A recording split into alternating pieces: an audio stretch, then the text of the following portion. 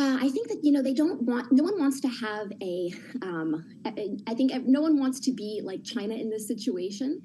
So maybe it opens the door to more deal making. If China was the most intractable, I think we could potentially see a flood of other deals, maybe looking like the US, UK, or Mexico.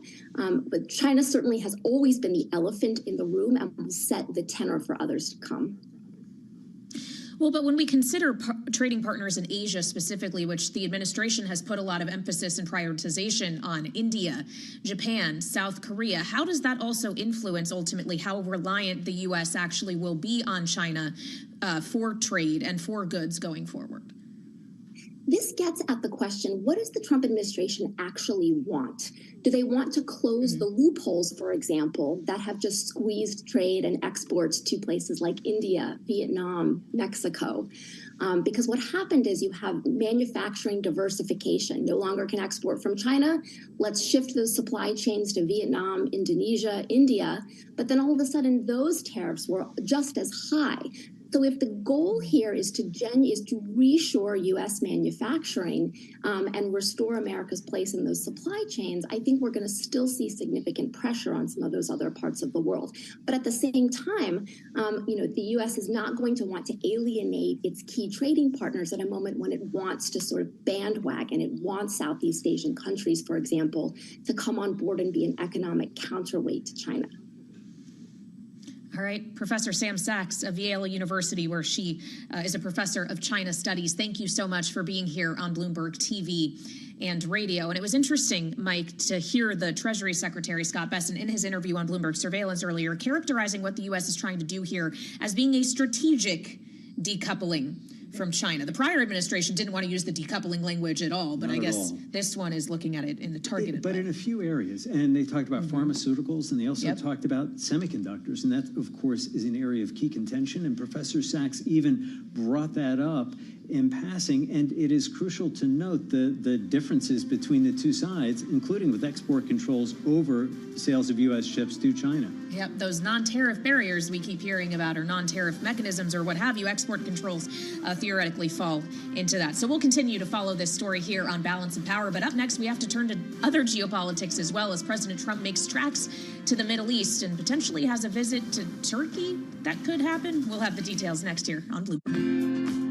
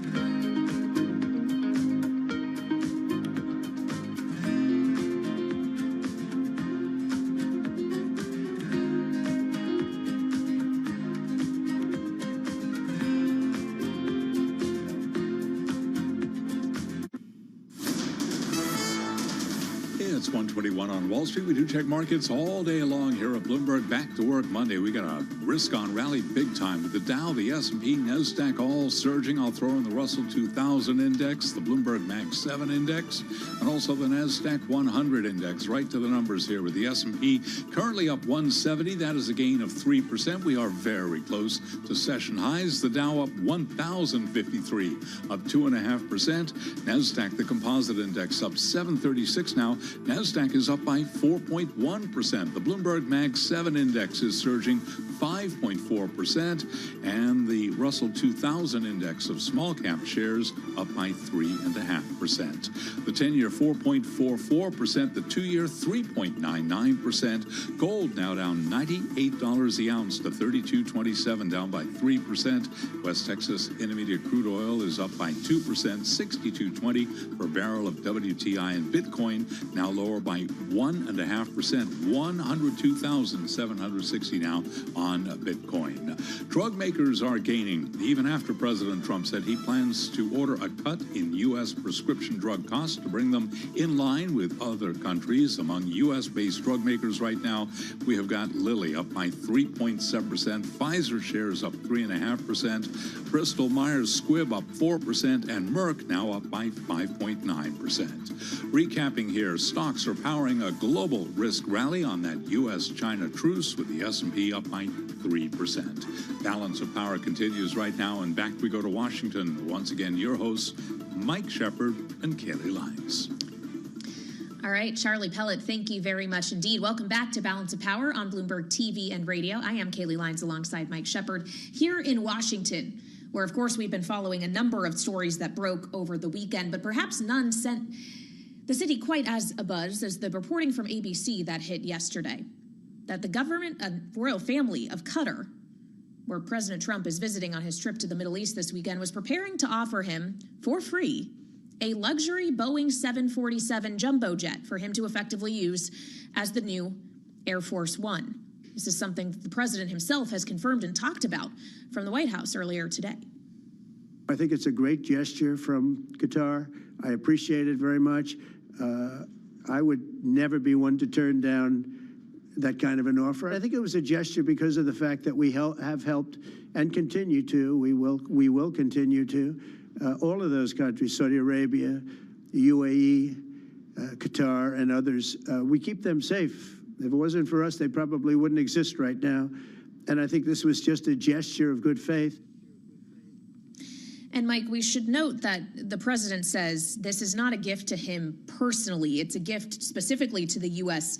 Defense Department. But when we're talking about the size of this gift, this is an airplane that costs hundreds of millions of dollars. There are massive legal and ethical questions around this. And strategic questions, too. What would the government of Qatar want in return, or perhaps expect in return? Not even so much as a quid pro quo, per se, but if they are offering something, eventually they might want something in return. And the question remains, what is it? Is it perhaps an easing of restrictions on access to NVIDIA chips? Is it something else? Is it just a better understanding with the U.S.? And the president sought to make clear that he would not be using this luxury jumbo jet after he left office, as ABC had reported. But nonetheless, it did raise the question about whether this was some sort of emolument, which is prohibited above a very nominal level to him. So we want to get into this now because it's a fascinating story, and there's other topics to discuss around it too, and turn to our political panel. Bloomberg Politics contributors Rick Davis and Jeannie Shanzano are with us. Rick, of course, Stone Court Capital partner and Republican strategist. Jeannie, Democratic analyst and senior democracy fellow at the Center for the Study of the Presidency and Congress. Jeannie, I was struck by the reaction of Laura Loomer, who, of course, is somewhat of a diehard for the president. In fact, in her critique of this gifted airplane, she mentioned that she would take a bullet for President Trump, to use her words, but even she doesn't like the notion of this very expensive gift from a foreign government. And I wonder if you think that backlash may be enough to make this not happen. It absolutely could be. It's Laura Loomer, very close to the president. It is Ari Fleischer. He's on Fox News all the time. There are other conservative Republicans who have come out and said, no, Mr. President, do not do this. And of course, while you and Mike were talking about this, I'm thinking, What happened to Made in America? We can't have dolls and pencils made overseas, but he can have a plane. I mean, putting aside the real serious consequential security issues, the constitutional issues, the legal questions, what about Made in America, Mr. President? I guess that's gone by the wayside when it comes to his jumbo jet. Well, Rick, is there anybody in the president's inner circle who might be in a position to actually talk him out of this? He really made it seem like a done deal, and it would be pretty hard to turn it down on his way to Qatar to meet with the leaders there. Yeah, let me think. Susie Wiles talking him out of a $400 million gift. No, don't think so. Look, it is a Boeing jet. It was made in America. I mean, we got a piece of that, although maybe designed and outfitted in Qatar. This is going to be a story that lasts a while because even though very generous gift by Qatar, I mean, very inappropriate for the president to say yes. He can't fly on that thing until it's outfitted with all the most state-of-the-art electronics, redundancy in every facet of it, and significant alterations to its ability to defend against an attack. These are all the reasons why the current new Air Force One is slow to get going, because there are a lot of changes.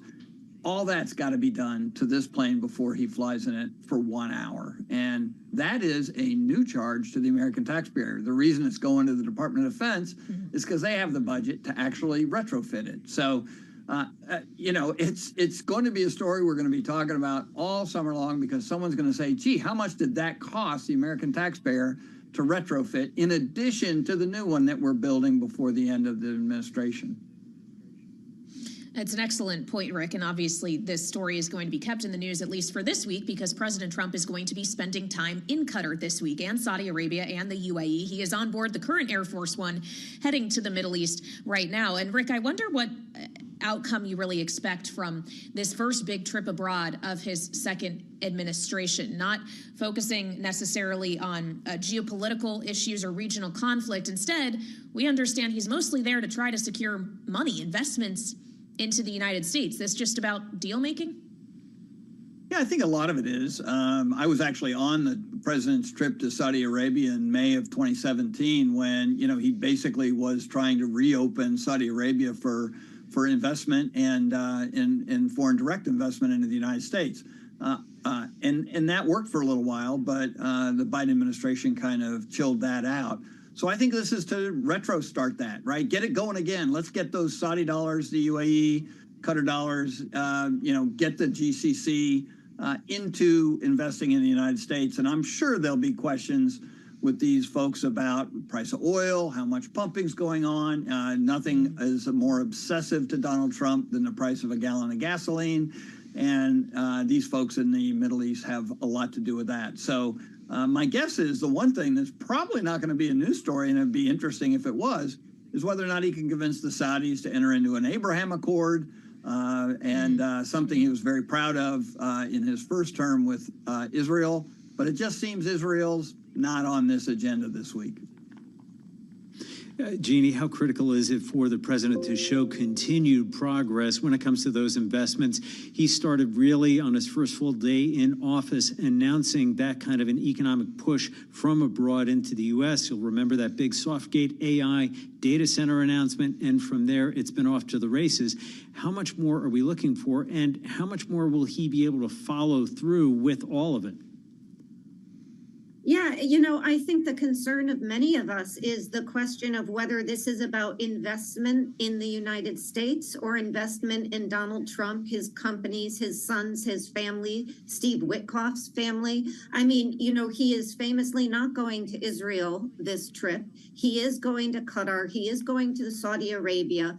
These are places where just in the last few weeks and months, his sons have talked about deals they have struck in the interest of the Trump family and the Trump business. They have talked about this Gulf agreement. They have talked about this crypto agreement that was made and that they have benefited from. So yes, I mean, if the focus is on investment in the US, that is absolutely something to be welcome. But I think the concern here, just like the concern about the airplane, is this really about the US and what's in the interest of US security? Or is it about Donald Trump and his family and friends? And you see real evidence, if you just look at where they've been traveling and what they've been posting, that a lot of the focus is on the latter, unfortunately. Rick, I want to return to where you ended your last answer. As you mentioned, Israel perhaps not being as much in focus. And we should point out that today, back in Israeli territory, is the last living American-Israeli hostage that was being held by Hamas, Adnan Alexander. This appears to be a release that was essentially negotiated singularly without necessarily Israel being involved. And whether you're looking at this particular instance, knowing there are still remaining hostages in Gaza, whether you look at the kind of truce that has been gotten to by the U.S. and the Houthis, the U.S. talking to Iran, all of it kind of paints a picture of President Trump being, if not at odds, at the very least not as in alignment with the Netanyahu government as was thought when he came into office. Is he still the best friend Israel's ever had? You know, I think he's still probably the best friend Israel's ever had, but I'm just not sure Bibi Netanyahu is going to think of him as the best friend he's ever had. You've struck a good chord. Donald Trump's out doing his own deals with the Houthis and with the Hamas, and the reality is you never hear about that beautiful development in Gaza anymore. That was a real lift to Bibi Netanyahu's war plans to be able to clean that out and actually move Palestinians out of there. So much of that early, first month in office when there seemed to be an incredible link between the two countries and the two presidents has seemed to pretty much vanish. Now, there are other priorities, and it doesn't mean that the president has lost his affinity for the prime minister. But the reality of it is that this was a week where you would have thought the president would have ended his Middle East tour in Jerusalem, a big victory lap based on his relationship with the Israeli people and with Bibi Netanyahu, but didn't seem to come to pass. Yeah, Jeannie, without about a minute left, we also may see the president take a detour to Turkey for talks on Ukraine. How much pressure is he under to deliver and show some more progress there? Yeah, he's under a lot of pressure, a lot of it self-imposed, because we're long past his 24, 48-hour window, Mike, for him to get this deal done. But weirdly, over the weekend, he seems to be negotiating with Zelensky on his own. I mean, Putin seems to be out of it. He's saying to Zelensky, just make a deal, just, end the war yourself. Don't wait for Putin. So I think Zelensky has done the right thing, saying he's going to go to Istanbul, invited Putin to come. It doesn't look like Putin will come, and that will open him up to continue to get support militarily, intelligence, and otherwise from the U.S. as Putin continues to be the sort of problem in these negotiations, not Zelensky. All right, Jeannie Shanzano and Rick Davis, our political panel on this Monday. Thanks for being here, as always, on Balance of Power. And still ahead, we'll be joined by the former chair of the House Financial Services Committee, Patrick McHenry, as we turn our focus to Congress and the budget reconciliation package. What exactly is going to be in these tax cuts? We'll have the details ahead here on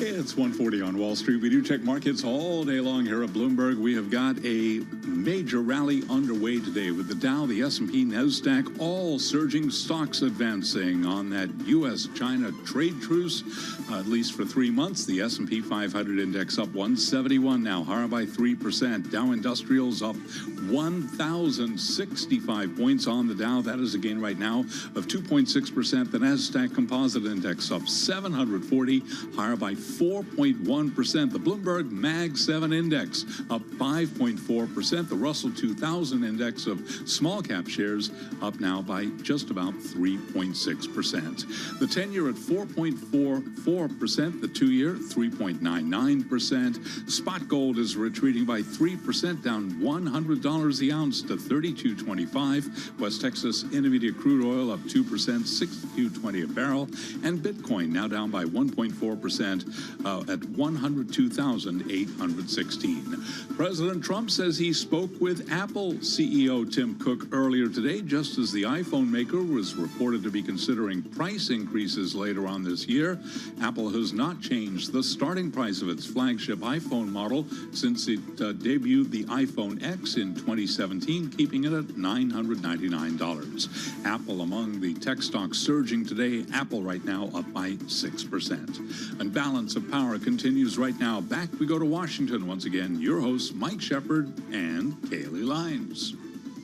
All right, Charlie Pellet in New York, keeping tabs on the markets as we kick off this trading week. Thank you so much. Meantime, here at Balance of Power, we're kicking off the week in Washington, which is going to be a very big one for Republicans in the House of Representatives specifically, is tomorrow.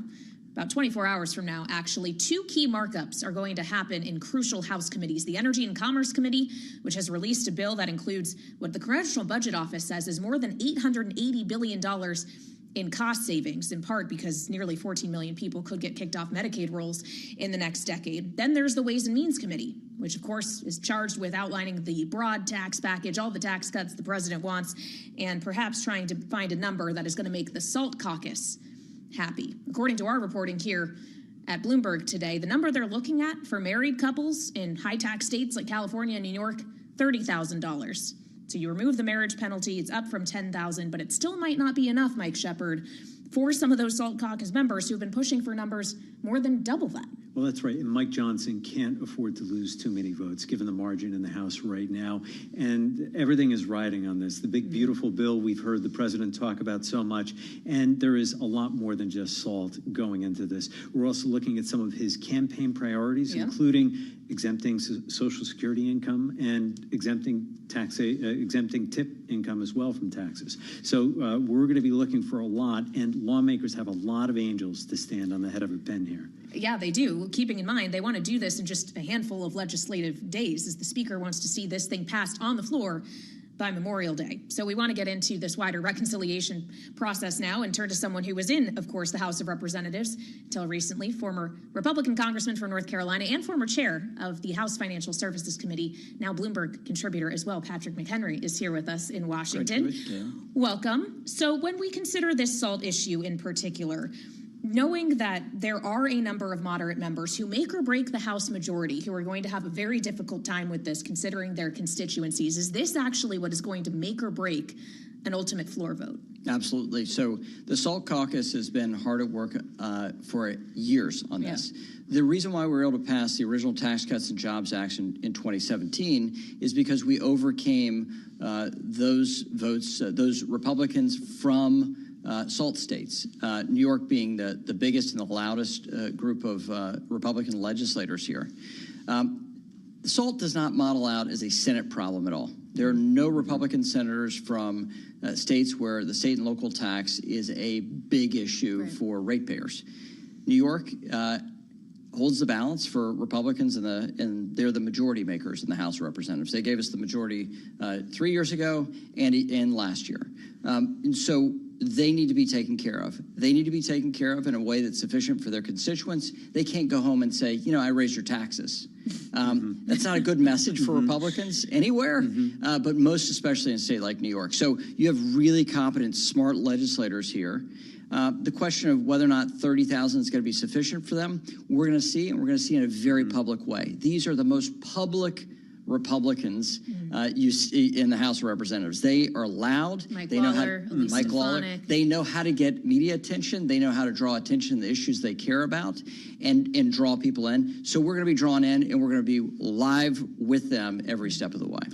Based on your experience, what sounds like a level that would get these members over into the yes column? So this is the difficulty of negotiating on this. More is the number, right? So you say a number and they say more, and eventually we'll find that number. I don't think it's going to be a round number. At the end of the day, it will be something different than what we tend to do in the Congress, which is like a nice round number. So we're gonna see this. I don't think this is a fully baked product coming out of the committee. Well, and I guess the markup will be revealing. We've heard tell that it's going to go into way late in the night tomorrow, and something we'll have to continue to follow throughout the week. I also want to talk about what's going to get marked up in the Energy and Commerce Committee, though, because, of course, Medicaid was the other massive question. They have, according to the Congressional Budget Office, come up with a package here that is actually going to save more than they were charged with saving, more than the $880 billion. But the cost of doing so is potentially 13.7 million people losing their benefits over the next decade. Senator Josh Hawley, a Republican, says this argument is both morally wrong and politically suicidal. Do you see this as political suicide if it passes? No, because savings to healthcare programs does not necessarily mean those that benefit from the healthcare program get less of it.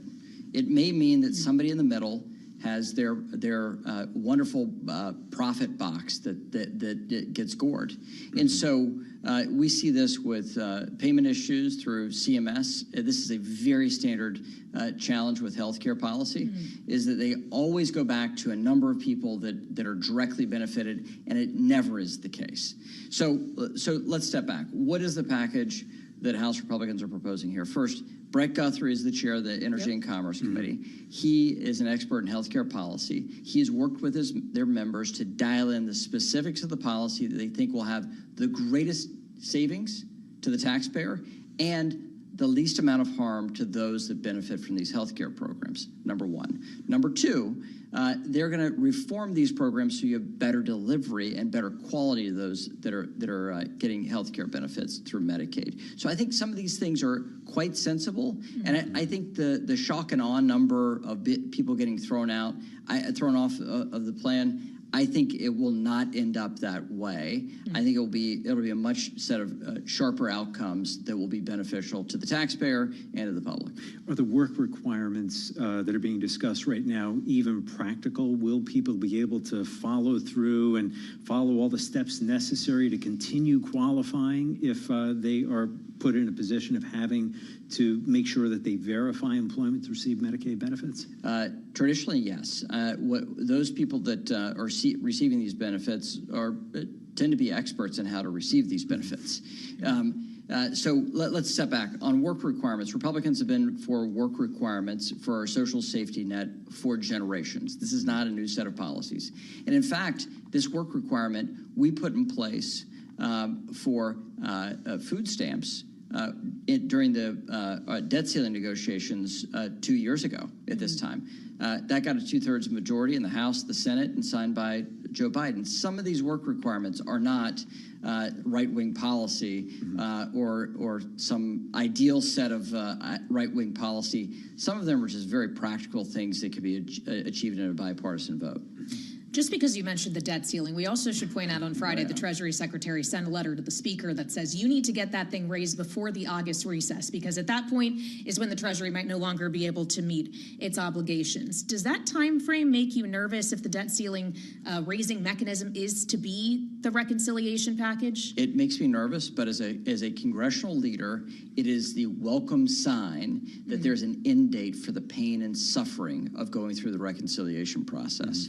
We saw this with the Biden administration trying to do 2 reconciliation bills, and it drug on for months and months and months. We have an end date now. And if you want to leave town as a congressional Republican, you better get your stuff together in the month of July, or you're going to be sitting here roasting in the month of August. I think that condenses the timeline. That is a good thing for the safety and health and happiness of the American people. Chairman, does the need for speed, though, mean perhaps that the president may have to let go of 1 or 2 of the big priorities he outlined during the campaign, and we were just talking about this in the open, exempting Social Security income and tipped income. Does something have to give as the push and shove gets more intense? I think what you see from this administration, I think what you see from this president, he's going to get his way with congressional Republicans. He didn't make 50 campaign pledges on tax policy. He made 2 or 3. He's going to get those 2 or 3. Mm-hmm. Something else that he talked about a lot on the campaign trail was being the super pro-crypto president. He wants to make the U.S. the Bitcoin capital of the world. He seemed widely supportive of legislative efforts on the Hill, and yet we saw one of those efforts fail on the Senate floor last week as the stablecoin bill failed to get adequate support. Knowing you spent a lot of your time leading the Financial Services Committee on this issue, what does that signal to you, not just about the future of stablecoin legislation, but if you can't do that, what hope is there of getting something on market structure? Oh, that's right. So this is the easier go of it. A stablecoin is a payment mechanism. We have a payments regulatory regime. We haven't defined what is a payment stablecoin in federal law yet. It is a very simple undertaking for a stablecoin bill. Market structure is a little more complex because we're talking about a new decentralized object and various pieces of technology that do different things, right? Yeah. So it's defining the internet. Well, the internet is many things and many layers to it. It's hard to do that in one bill. So market structure is the thing that is necessary for crypto to flourish here in the United States. The payment stablecoin bill that the Senate has worked on, they marked it up, welcome sign for the Senate Banking Committee. Commend Senator Scott for his adept handling of this, and Senator Haggerty and Lummis and Gillibrand. They did a fabulous job. But you have almost all Republicans together on crypto, and you have a remnant of Senate Democratic members. So you have 10 to 15 pro-crypto Democratic senators, and they're fighting against the base of their party, especially the ranking member of the Senate Banking Committee, who is a real problem One Elizabeth to crypto. Warren, yes.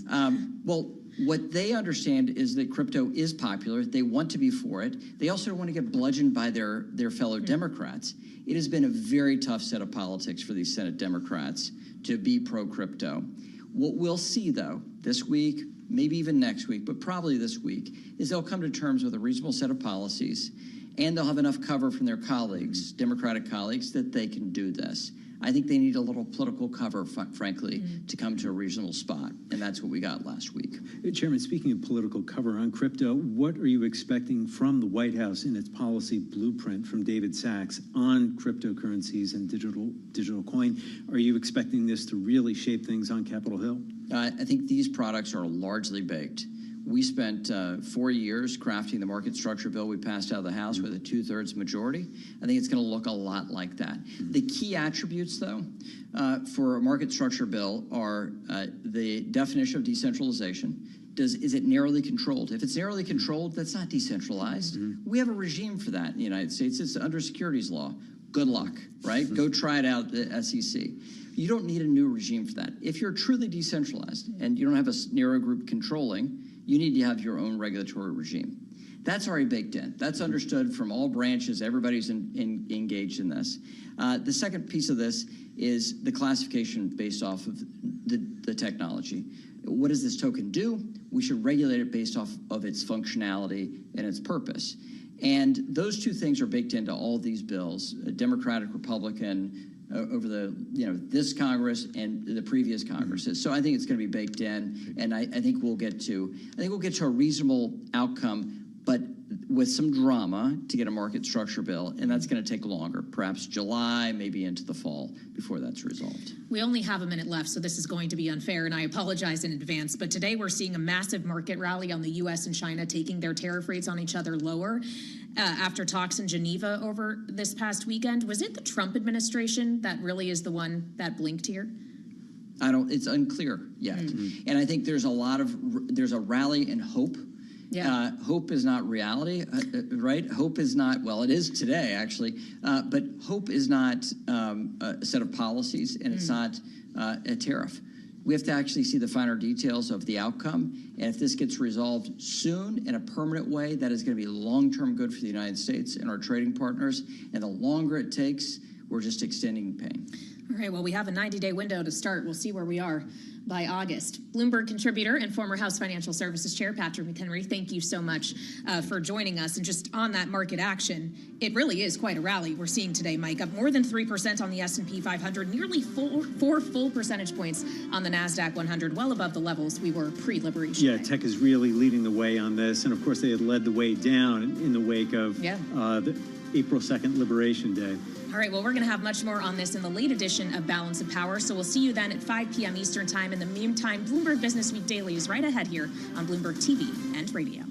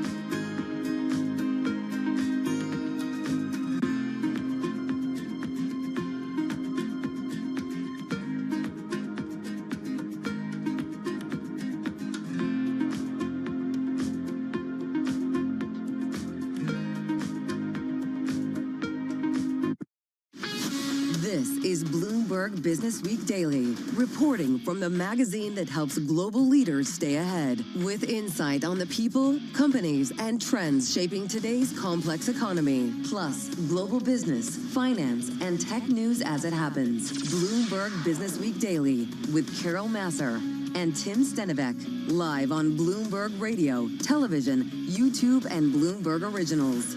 And a very good afternoon, everybody, live across Bloomberg platforms. I'm Carol Masser, and wait, I go away for a week. I do some remote reporting, and they changed my co-host. What's up with that? I would say this is the way it should be.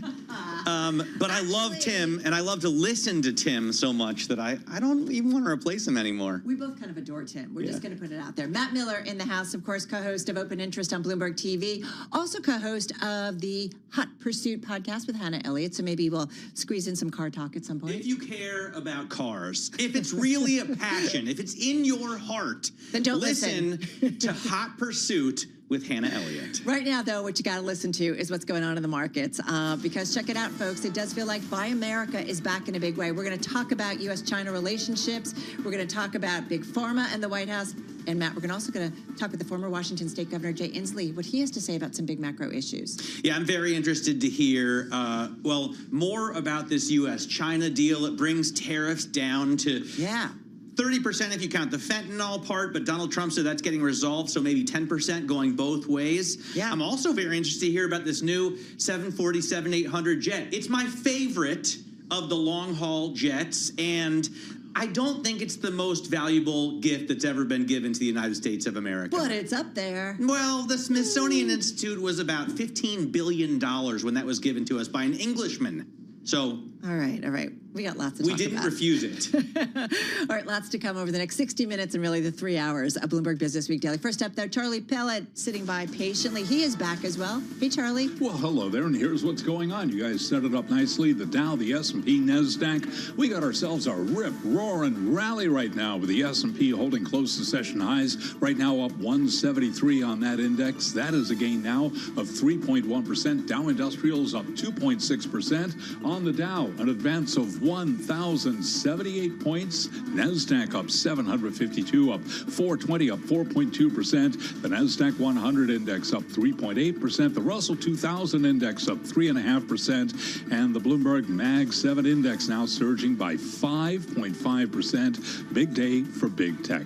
Your 10-year 4.45% with the 2-year right now at 3.99%. Gold down 101 the ounce to 3,223, down 3.1%. And West Texas Intermediate crude up 1.8%, 62.11 on WTI. Bitcoin is tumbling today. Bitcoin now down 1.6%, 102,596 on Bitcoin. Drug makers gaining even after President Trump said he plans to order a cut in U.S. prescription drug costs to bring them in line with other countries. Wasn't as bad as feared. Drug stocks are surging today. Lilly, case in point, up 3%. Pfizer up 3.5%. Bristol Myers Squibb up 4.1%. The standout Merck up now by 6.3%. For on-demand news 24 hours a day, subscribe to Bloomberg News Now wherever you get your podcasts. I'm Charlie Pellet. That is a Bloomberg Business Flash. All right, Charlie, thank you so much. Carol Massar along with Matt Miller here in our Bloomberg New York studio, Bloomberg headquarters, in for Tim Stanovec on this Monday. Hey, as you know, the big story, it is, if not the, it is certainly at the top of the list or near the top, the most read stories on the Bloomberg has to do with U.S.-China relations. President Trump said he would likely speak to Chinese leader Xi Jinping later this week following talks between Washington and Beijing to temporarily lower tariffs and de-escalate the trade war between the world's two largest economies. Now, the tariff arrangement agreed to after talks in Switzerland between Treasury Secretary Scott Bessent, U.S. Trade Representative Jamieson Greer, with a Chinese delegation, will see the combined 145% U.S. levies on most Chinese imports reduced to 30%, including the rate tied to fentanyl by May 14th, while the 125% Chinese duties on U.S. goods will drop to 10%. Secretary Bessent, by the way, talked earlier from Geneva. Are you saying that tariff rates will only go up from here if this really is a floor of 10% on the Chinese side and 30% on the U.S. side? I'm not saying that they're going to go up, but it would be implausible that they would go below 10. That, of course, was U.S. Treasury Secretary Scott Bessent earlier on Bloomberg Surveillance, there with our Lisa Abramowitz earlier from Geneva. The news of a reprieve, though, as you know, in those reciprocal tariffs between the world's two largest economies definitely set off a rally, a global rally when it comes to assets. Let's get into the trade. Ed Harrison is back with us, Bloomberg News senior editor, joining us on this Monday. Ed, my question, whenever I see a rally like this, I understand why it's happening, but has anything fundamentally changed since this is just a reprieve? It's not like we have an actual agreement or anything kind of signed, sealed, and delivered. Happy Monday, Carol and Matt also. No, nothing's changed, and I think that you get to the point. I mean, I'm feeling good about it, just like the markets are. But when you really look at it, we already knew what the contours of what the administration was trying to do were. And what this really shows us is two things. One, we're going to get there a lot quicker. That is, the 10% baseline with some additional levies on top of that for specific countries and specific industries. But also, we know that the Trump administration is going to react to bad news. That is that, they're not completely immune to what's going on in the markets, what's going on with poll numbers, that when bad things happen, they do react.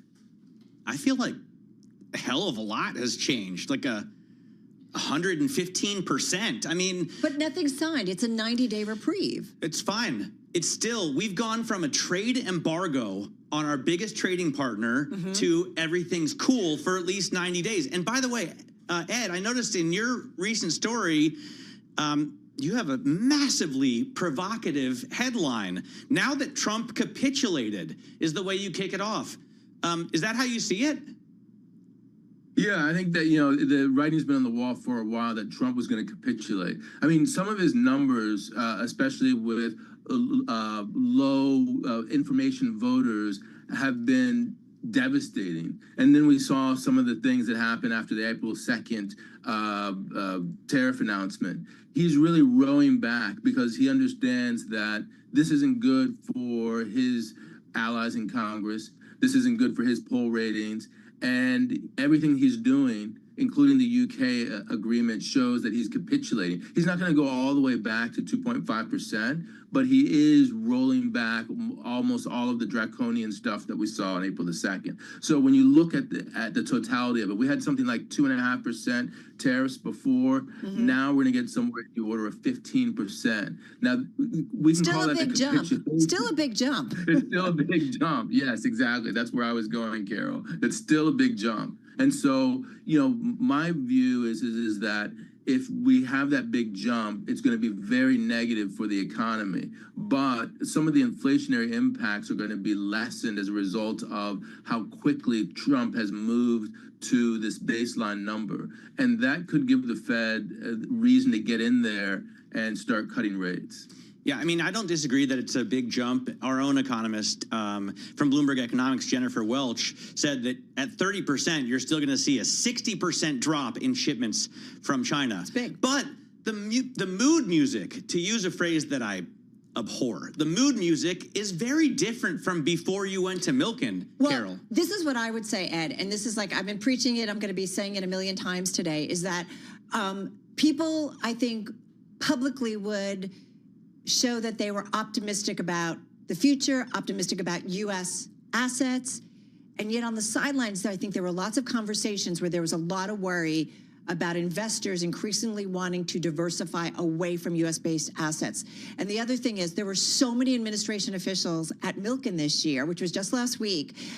It's hard not to feel like they were taking the temperature. There were a lot of side meetings and that they didn't, and then I'm assuming they picked up the phone and said, hey guys, just want you to know, the investors that control trillions of dollars of global investing, they're worried. That's a problem.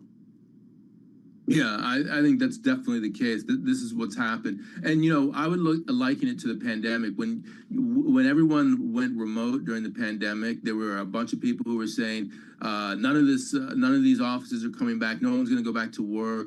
It's going to be terrible. But it didn't turn out to be that way. We're not where we were before, but we are in a better place than people predicted we would be. And so I think with regard to the sell America trade, it is very much the case that we're in a different world than we were before these tariffs came into play. But we're not going to completely sell America. There's only going to be some marginal chips taken off the table. All right, so let's get to the second half of your headline, Ed. Now that Trump has capitulated, you say in your most recent story, what does the Fed do? So how does this change the calculus for Jerome Powell and company? Easy peasy, right?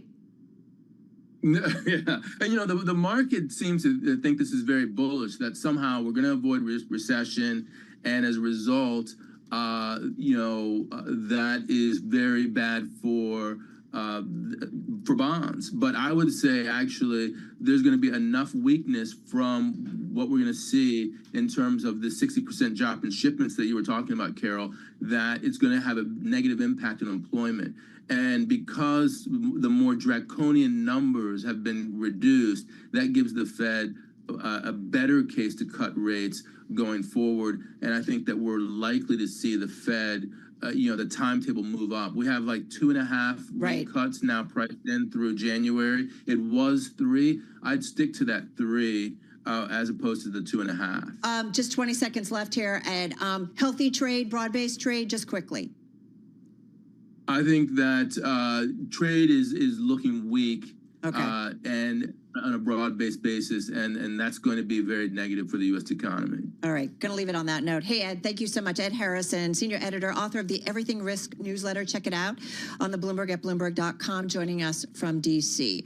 All right, let's kind of stay with this theme. We want to get more on the latest from kind of the view in terms of the U.S.-China relationship, where it goes, and the broader global economic implications. Let's get the latest from one of the most important market economists in the world. Nancy Lazar is with us. She's chief economist at Piper Sandler, leading the economic team and view there. She co-founded Cornerstone Macro, also co-founder and former vice chairman of ISI Group. Nancy, so delighted to have you here with us. Does feel like a shift between the U.S. and China. How do you see it? Well, first, I think it does lower dramatically the odds of a recession. Something from 45% were our odds yesterday down to about 25% today. 2, we're going to raise our GDP forecast slightly as a result. Not strong growth, but a little bit better than what we had, and keep the unemployment rate pretty tame. It seems like it's all about tariffs, but I would highlight it's more than just about tariffs. 1, it is also about getting clarity on tax legislation, which we're going to see as we go through the summer. 2, it's more and more signs of deregulation, which are already happening. Those 2 things are really important, as are lower tariffs, are really important to small, medium-sized businesses. And so the tax cuts, the deregulation are going to be offsets to these tariff increases through the long haul. And then 3rd, there's also a huge manufacturing renaissance theme that's been unfolding for 15 years by our count. And obviously, the tariffs are going to further increase the odds of more and more onshoring. So at the end of the day, net, we think this is a pretty positive scenario for the back half of this year, particularly the 4th quarter and into 2026. Things have changed. This has been very dynamic. It has not been a static analysis. And we didn't know on April 2nd that we were going to get China down to 30. And there's potentially downward pressure on that 30 if we can address the fentanyl issue. And fentanyl shipments into the United States have indeed declined sharply. So I would take the more positive view than your prior guest. What about scarring is a term I heard a lot of this morning, Nancy. So some things you just can't unsay is how Mira Pandit put it. It's like a bad fight. Right, in a relationship. There are things that you just don't forget. Are our allies, I mean, you talk about reshoring, right? Supply chains are bound to move now that everyone knows you just can't trust this administration. You just can't trust this country as a business partner, as a steady business partner. I'm not sure I would say you can't trust the United States. This has been a negotiating tactic. This has not been, and it's been certainly has come across very, very bullying. I would agree with that. But it's been effective. There is a case to be made that the Germans, for example, would not have increased defense spending had we not put them in somewhat of a difficult situation. And same for companies onshoring into the United States. We need these strategic materials to come to the United States, pharmaceuticals, technology, etc. They weren't moving. Well, actually, they did move. We saw what happened when you gave them a carrot with the CHIPS Act. Indeed, you did get semiconductors, but it was limited to that. So the tax legislation actually is going to potentially be a real boom to companies onshoring into the United States, in that you will get full CapEx EQP expensing and also the cost of the construction of the factory immediately instead of over 30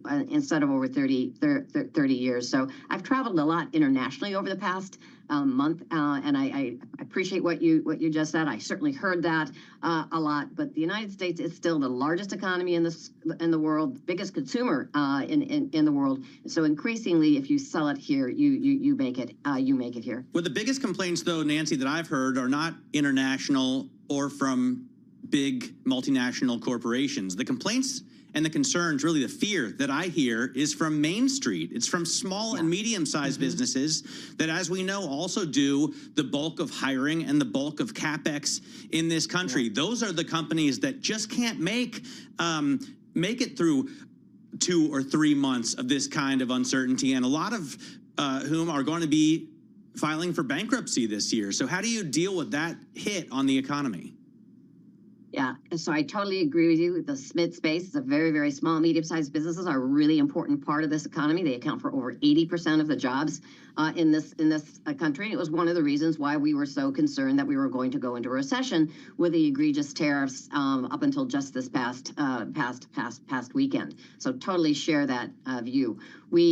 That's where you have to look at the whole picture. You do have, maybe China's tariffs do come down a little bit further. 10% apparently is the floor, and you get tax relief and you get deregulation relief, helping to cushion that SMID space from the higher tariffs. Hey, Nancy, I am curious, can we be both a manufacturing hub here in the United States and be a really innovative high-tech country going forward? Can we be both? And I'm curious what kind of economy that together creates.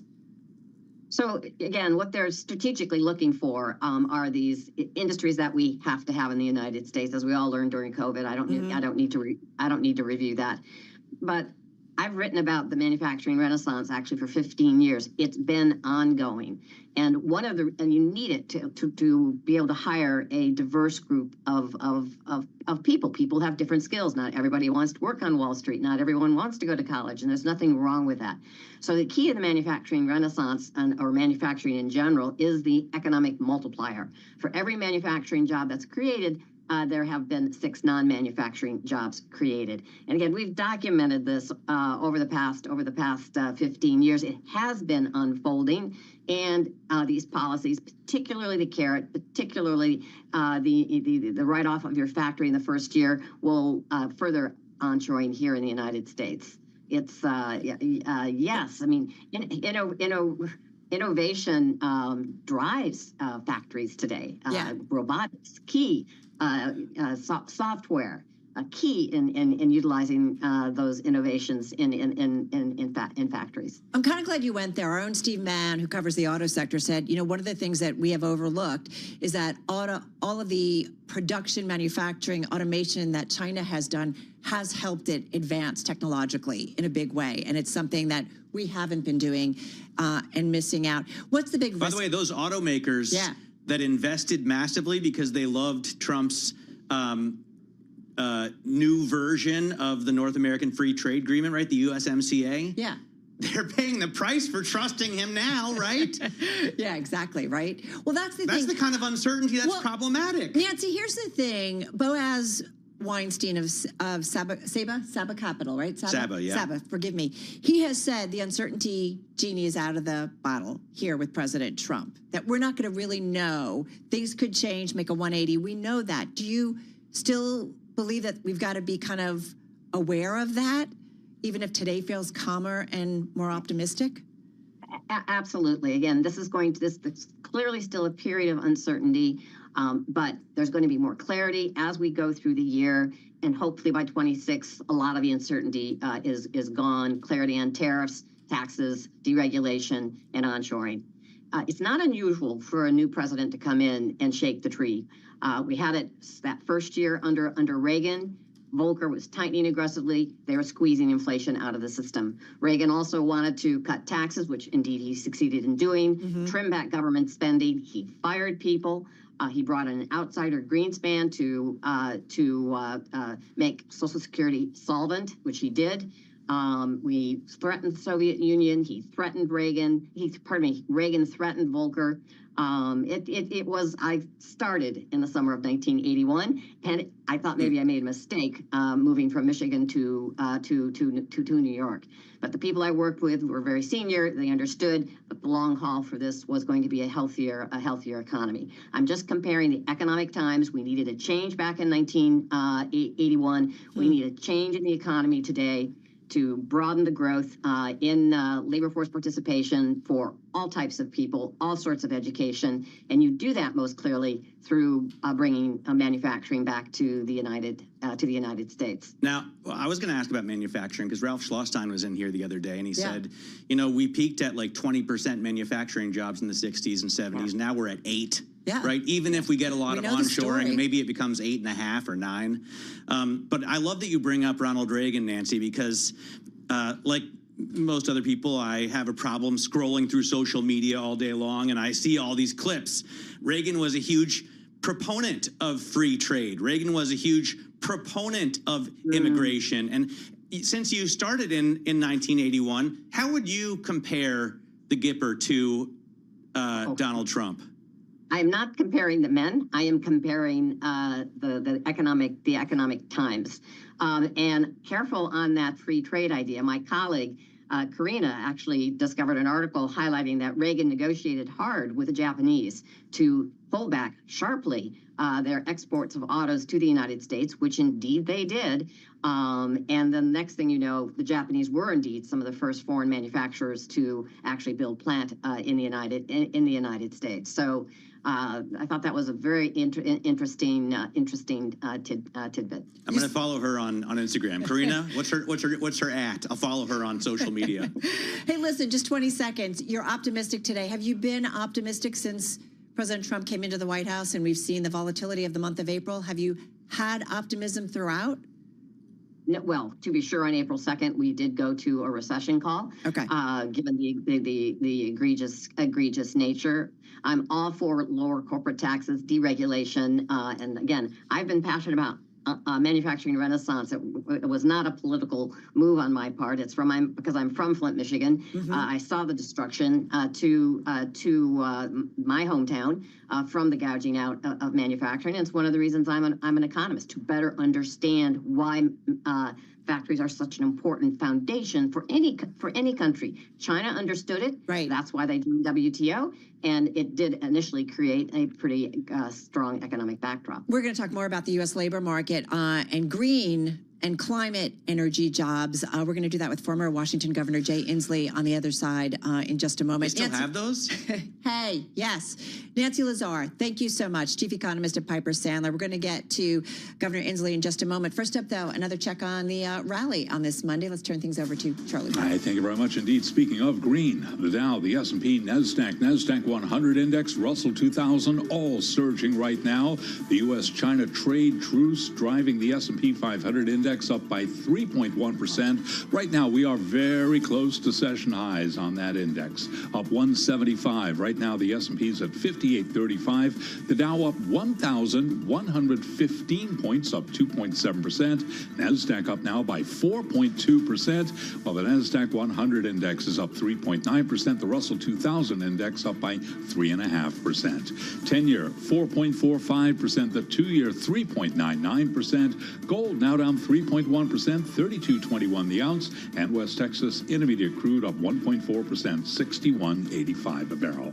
For on-demand news 24 hours a day, subscribe to Bloomberg News Now wherever you get your podcasts. I'm Charlie Pellet. That is a Bloomberg Business Flash. It is indeed. All right, Charlie, thank you so much. Carol Master along with Matt Miller. Matt, of course, in for Tim Stanovic on this Monday. Why are you laughing? Because I had a great time talking to Nancy Lazar, and now I'm writing to her saying, look, I'm just filling in for Tim, but please at some point join my television program, Bloomberg Open Interest, every day from 9 a.m. to 11 a.m. Stealing our guests, including the next one.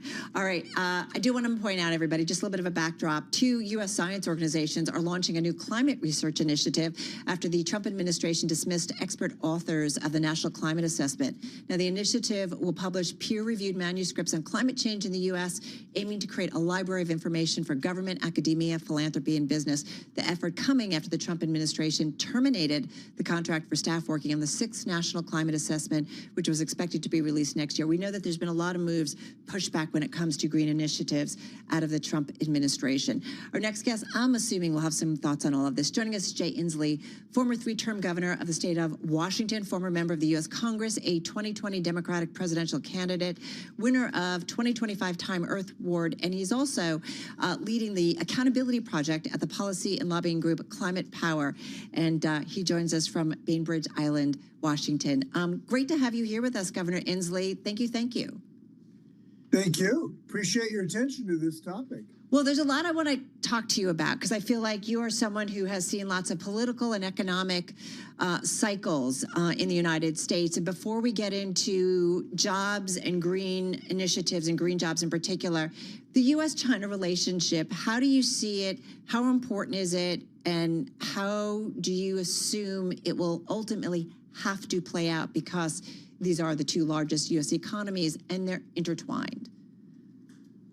Well, obviously, there's not much debate about how important this relationship is, and we're all very disturbed and concerned about the president's desire to make life more difficult for Americans by forcing them to pay the Trump tariff tax, which we know Americans will have to pay if he is successful of imposing these large tariffs.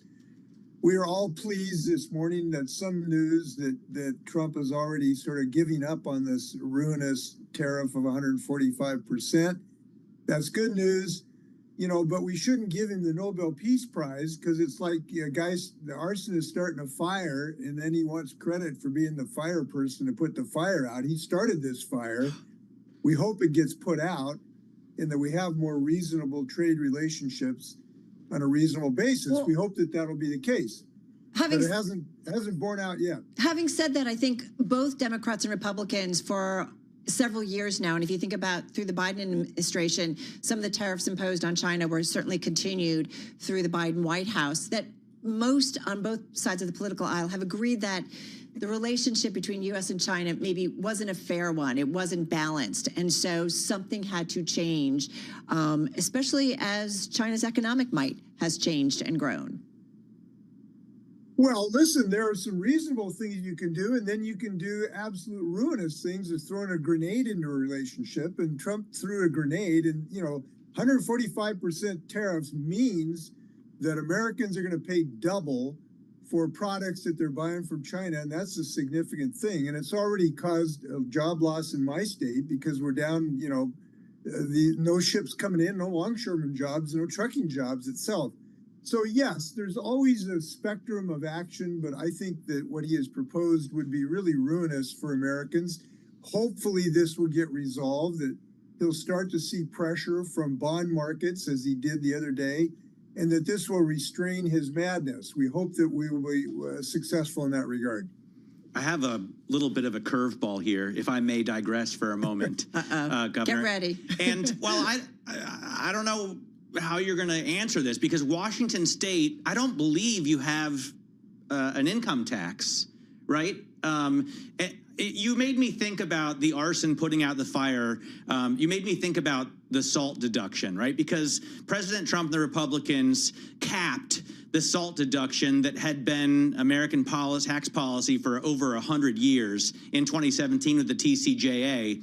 And now there's a question about whether or not it survives or in what form it does. I wonder what you think about that as a state, as a former governor of a state that doesn't have an income tax. Does it seem fair to allow state and local taxes to be deducted? Does it avoid double taxation, or do you think that we should have a cap? It's something I haven't really thought that much about. It's one of those things that when you have a disaster looming, you pay less attention to your parochial issues. I will just say I hope it gets worked out. I will say that. And I hope that we don't end up killing clean energy jobs just to finance tax cuts for the rich. That's the thing that I'm focused on. More parochial issues, to me, are subordinate. And the national economic climate is so at risk right now. That's what I think we got to pay attention to. All right, so let's go there because your team did share with us a report from Climate Power. You work with them, and it talks about clean energy jobs in particular created and those that might be clawed back as a result of President Trump's policies, executive actions, tariffs, and more. I will say, coming off of Milken and some of the discussions that I had with folks when it comes to clean energy, green energy, in terms of investing, many said it's going to continue because it, if you're a global company, you have to think about it on a global level. You have to think about it beyond a 4-year presidential term. And, just companies in many ways, their initiatives will continue going forward. But what's important about this report? What do you think our Bloomberg audience needs to know? Well, what I think the audience needs to know is that we ought to be very optimistic about the clean energy economy. The growth is spectacular. And the reason is technology is advancing at such a rapid clip.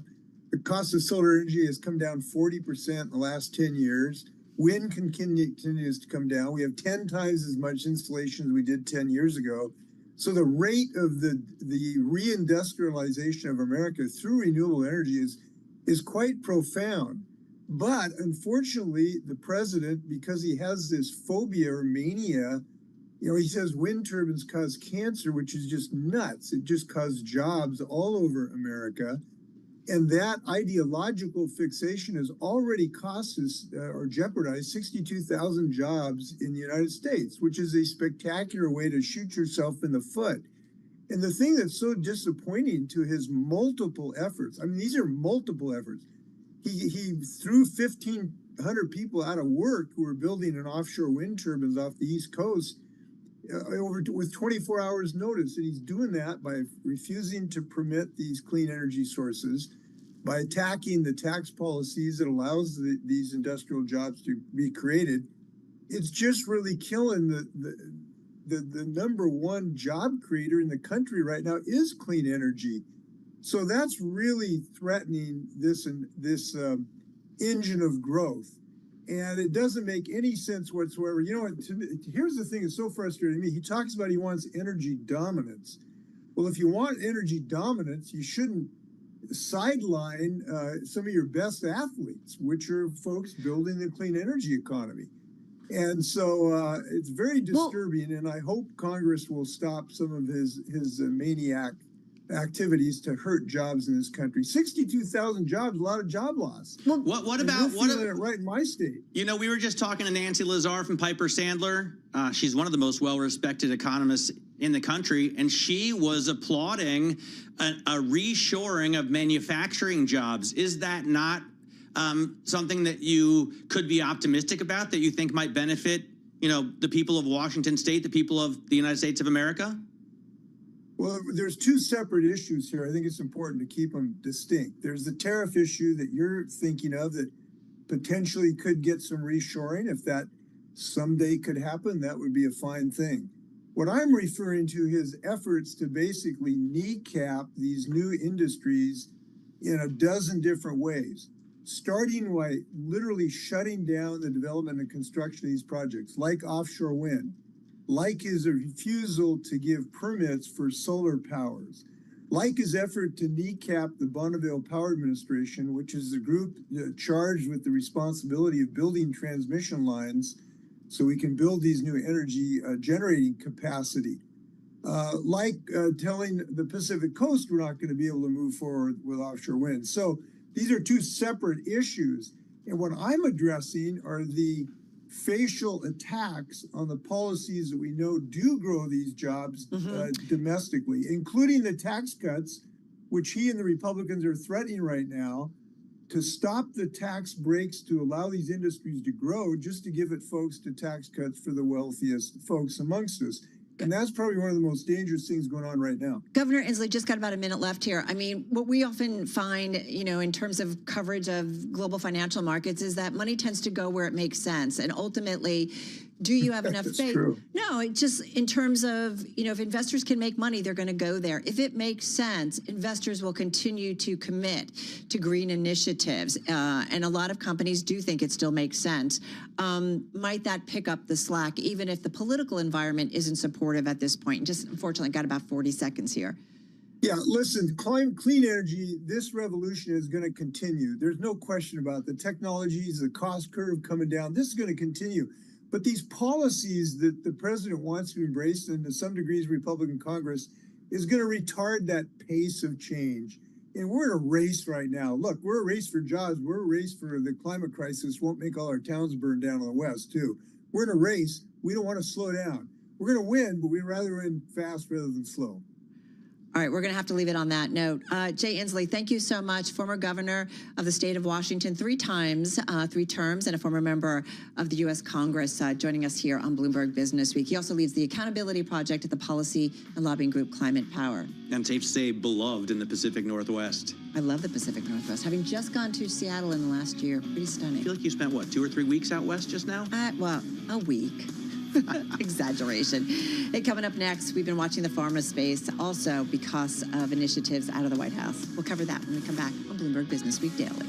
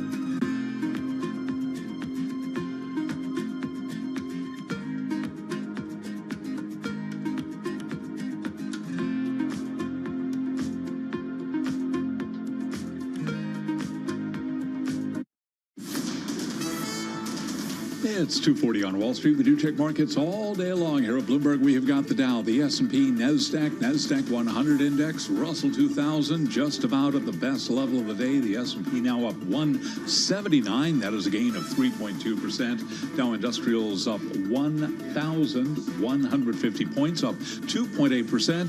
NASDAQ Composite Index now up 767. That is a gain of 4.3%. The Bloomberg Mag 7 Index pushing higher now by just about 5.6%. 10-year 4.45% with a 2-year 3.99%. And right now spot gold is retreating by 3.1%, 32.21 the ounce. And West Texas Intermediate crude is gaining, WTI up by 1.4%, 61.87 a barrel.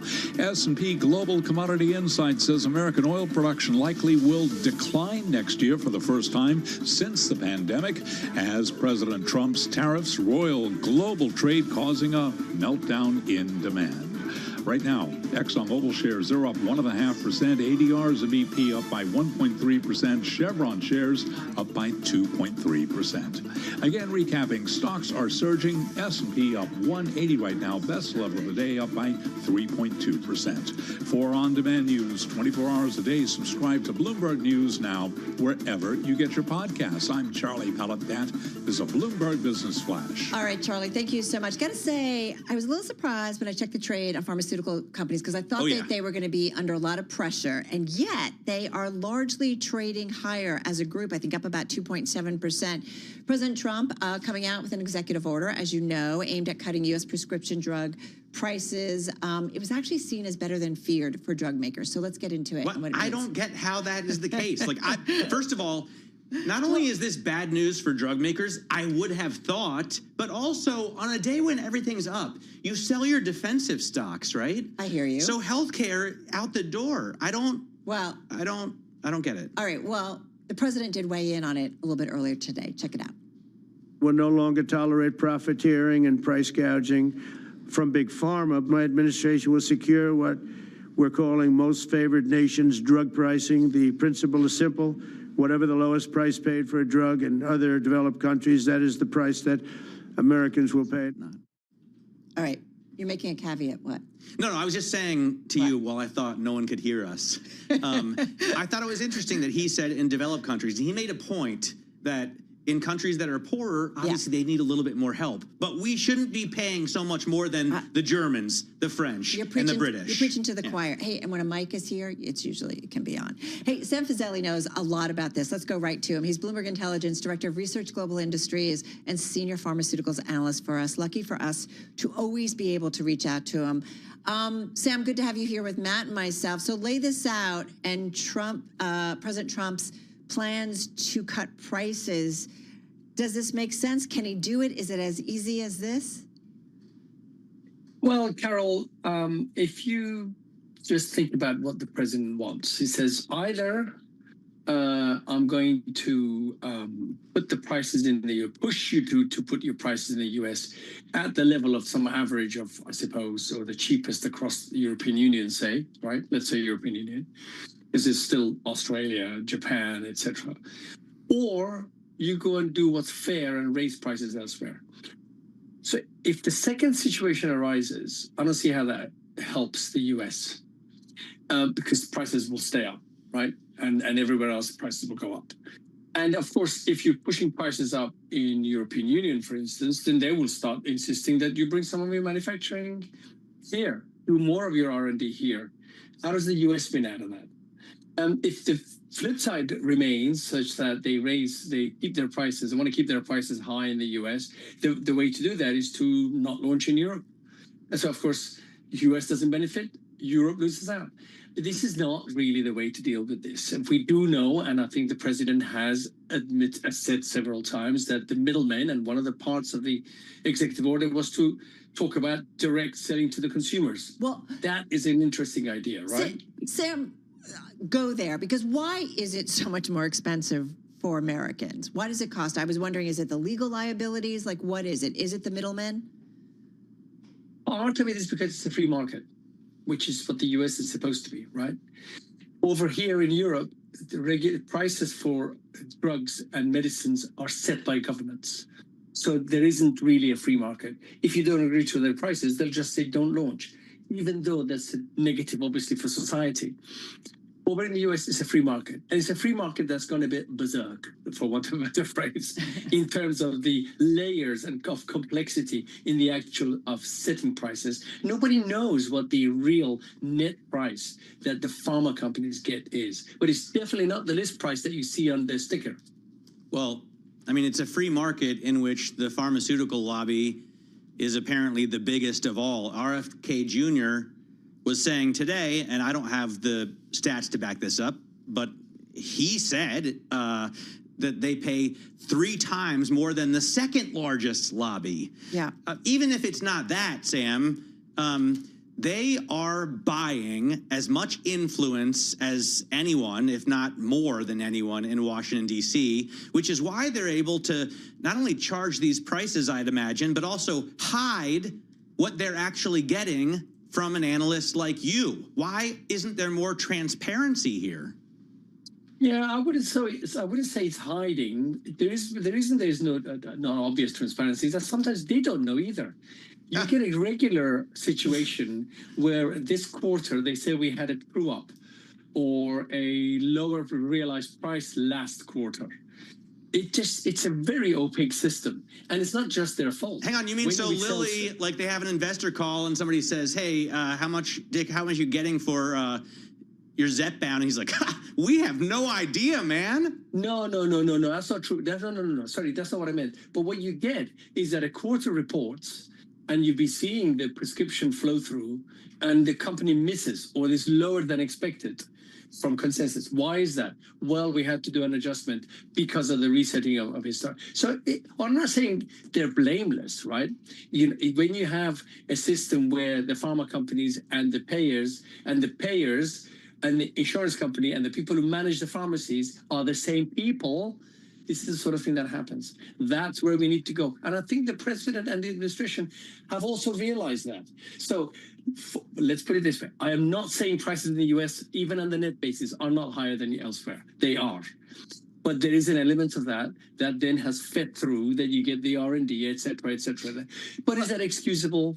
It's better to get rid of it and make it transparent as possible. When it's direct to consumer, it's a price, and you get it. It's like, I know when I buy a pair of jeans or my Apple iPhone or Samsung or whatever, I know what price I'm paying, right? I go from shop to shop, it's the same. In the US, it goes from state to state, the price is different. Yeah.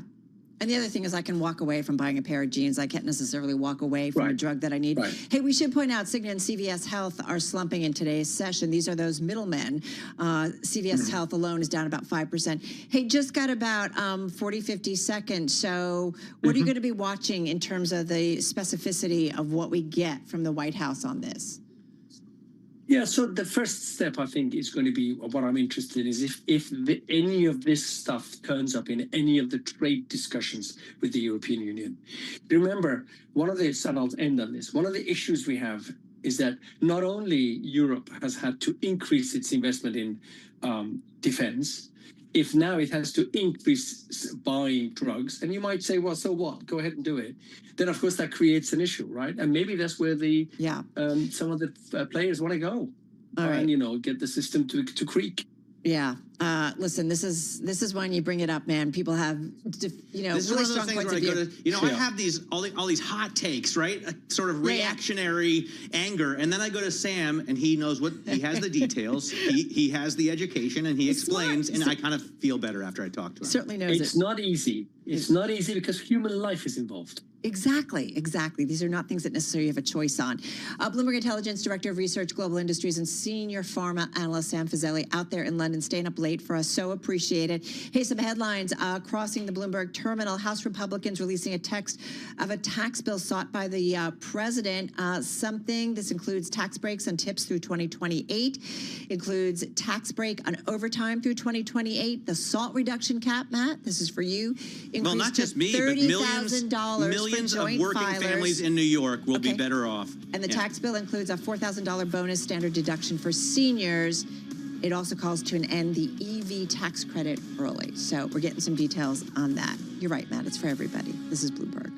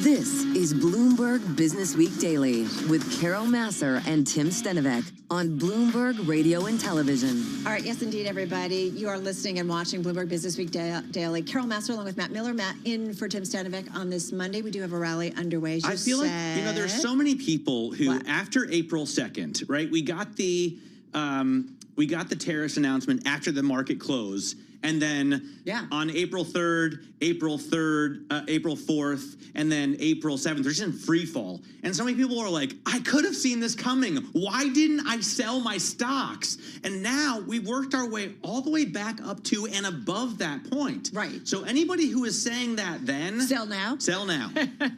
Even though the president says buy now. Well, that was last week, right? I know. Listen, I agree with you. This is why fundamentally what has changed is I think, an important question. Let's take a look at some stocks on the move this week. I am Carol Massar along with Matt Miller. With us is Christina Aquino, managing editor for Bloomberg Markets Live blog. Let's start with Carnival. Carnival, yeah, that stock is up more than 9% at the moment, and it is because it's selling bonds for the third time this year, $1 billion of senior unsecured notes, and the proceeds of that will be used to refinance its debt maturing next year. As you may recall, Chief Financial Officer David Bernstein was saying that paying down debt was, quote, priority 1, 2, and 3 at their most recent earnings calls. So investors really appreciating that they're able to do this at a particular time when the rally in risk assets is really benefiting demand for this sort of debt. Right? We're talking about the cruise lines, though, right? Is that Carnival? Carnival, the cruise lines, yeah. I think what's interesting is, man, they did take on a lot of debt during the pandemic. We saw that in a big way. And I know Fitch, pointing out that it's expected to decline to, what, $27 billion at the end of this year from $36 billion in 2022. Yeah.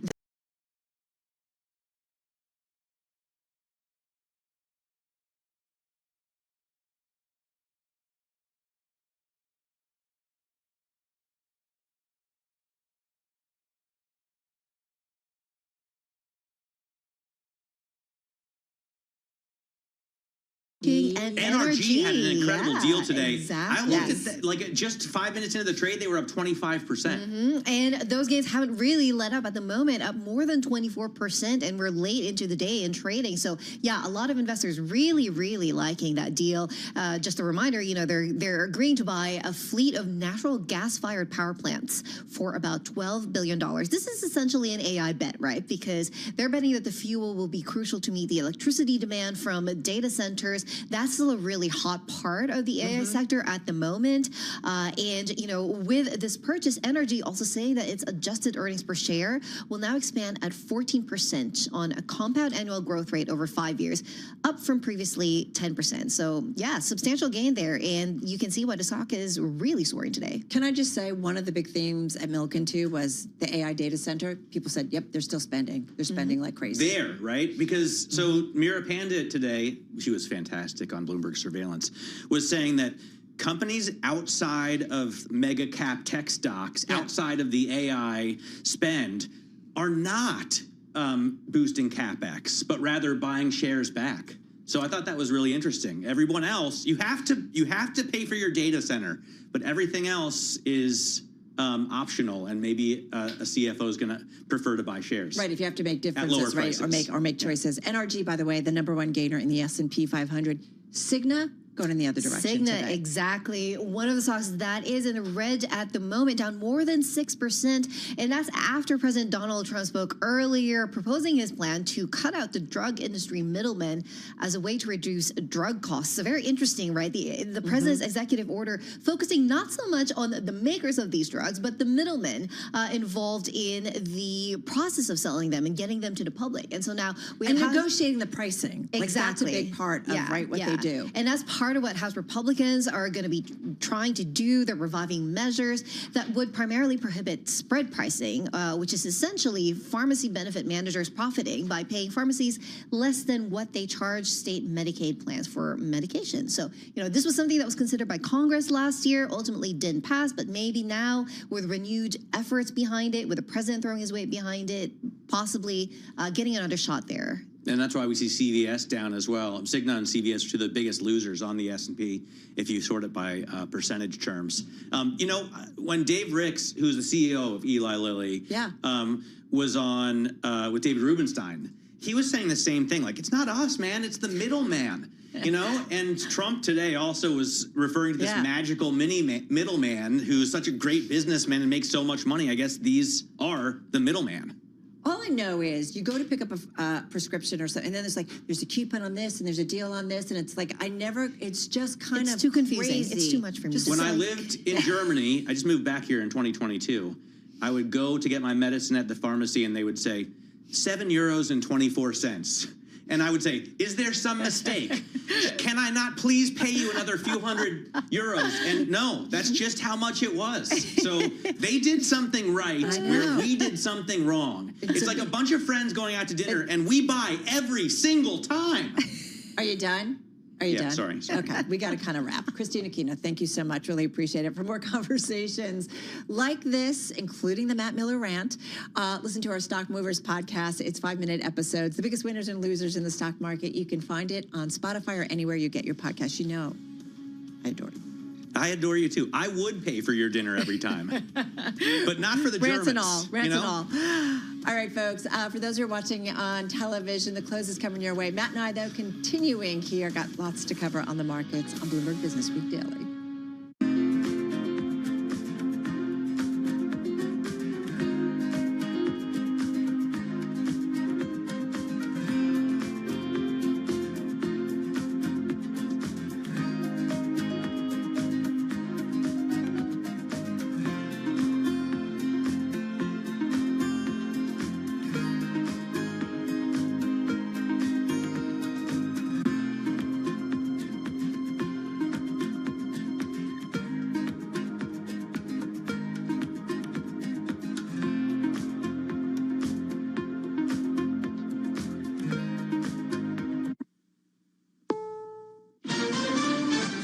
CBS News on the Hour, sponsored by O'Reilly Auto Parts. I'm Cammie McCormick. Hamas has released an Israeli-American soldier as a goodwill gesture toward the Trump administration. 21-year-old Edon Alexander was turned over to the Red Cross and then Israeli forces.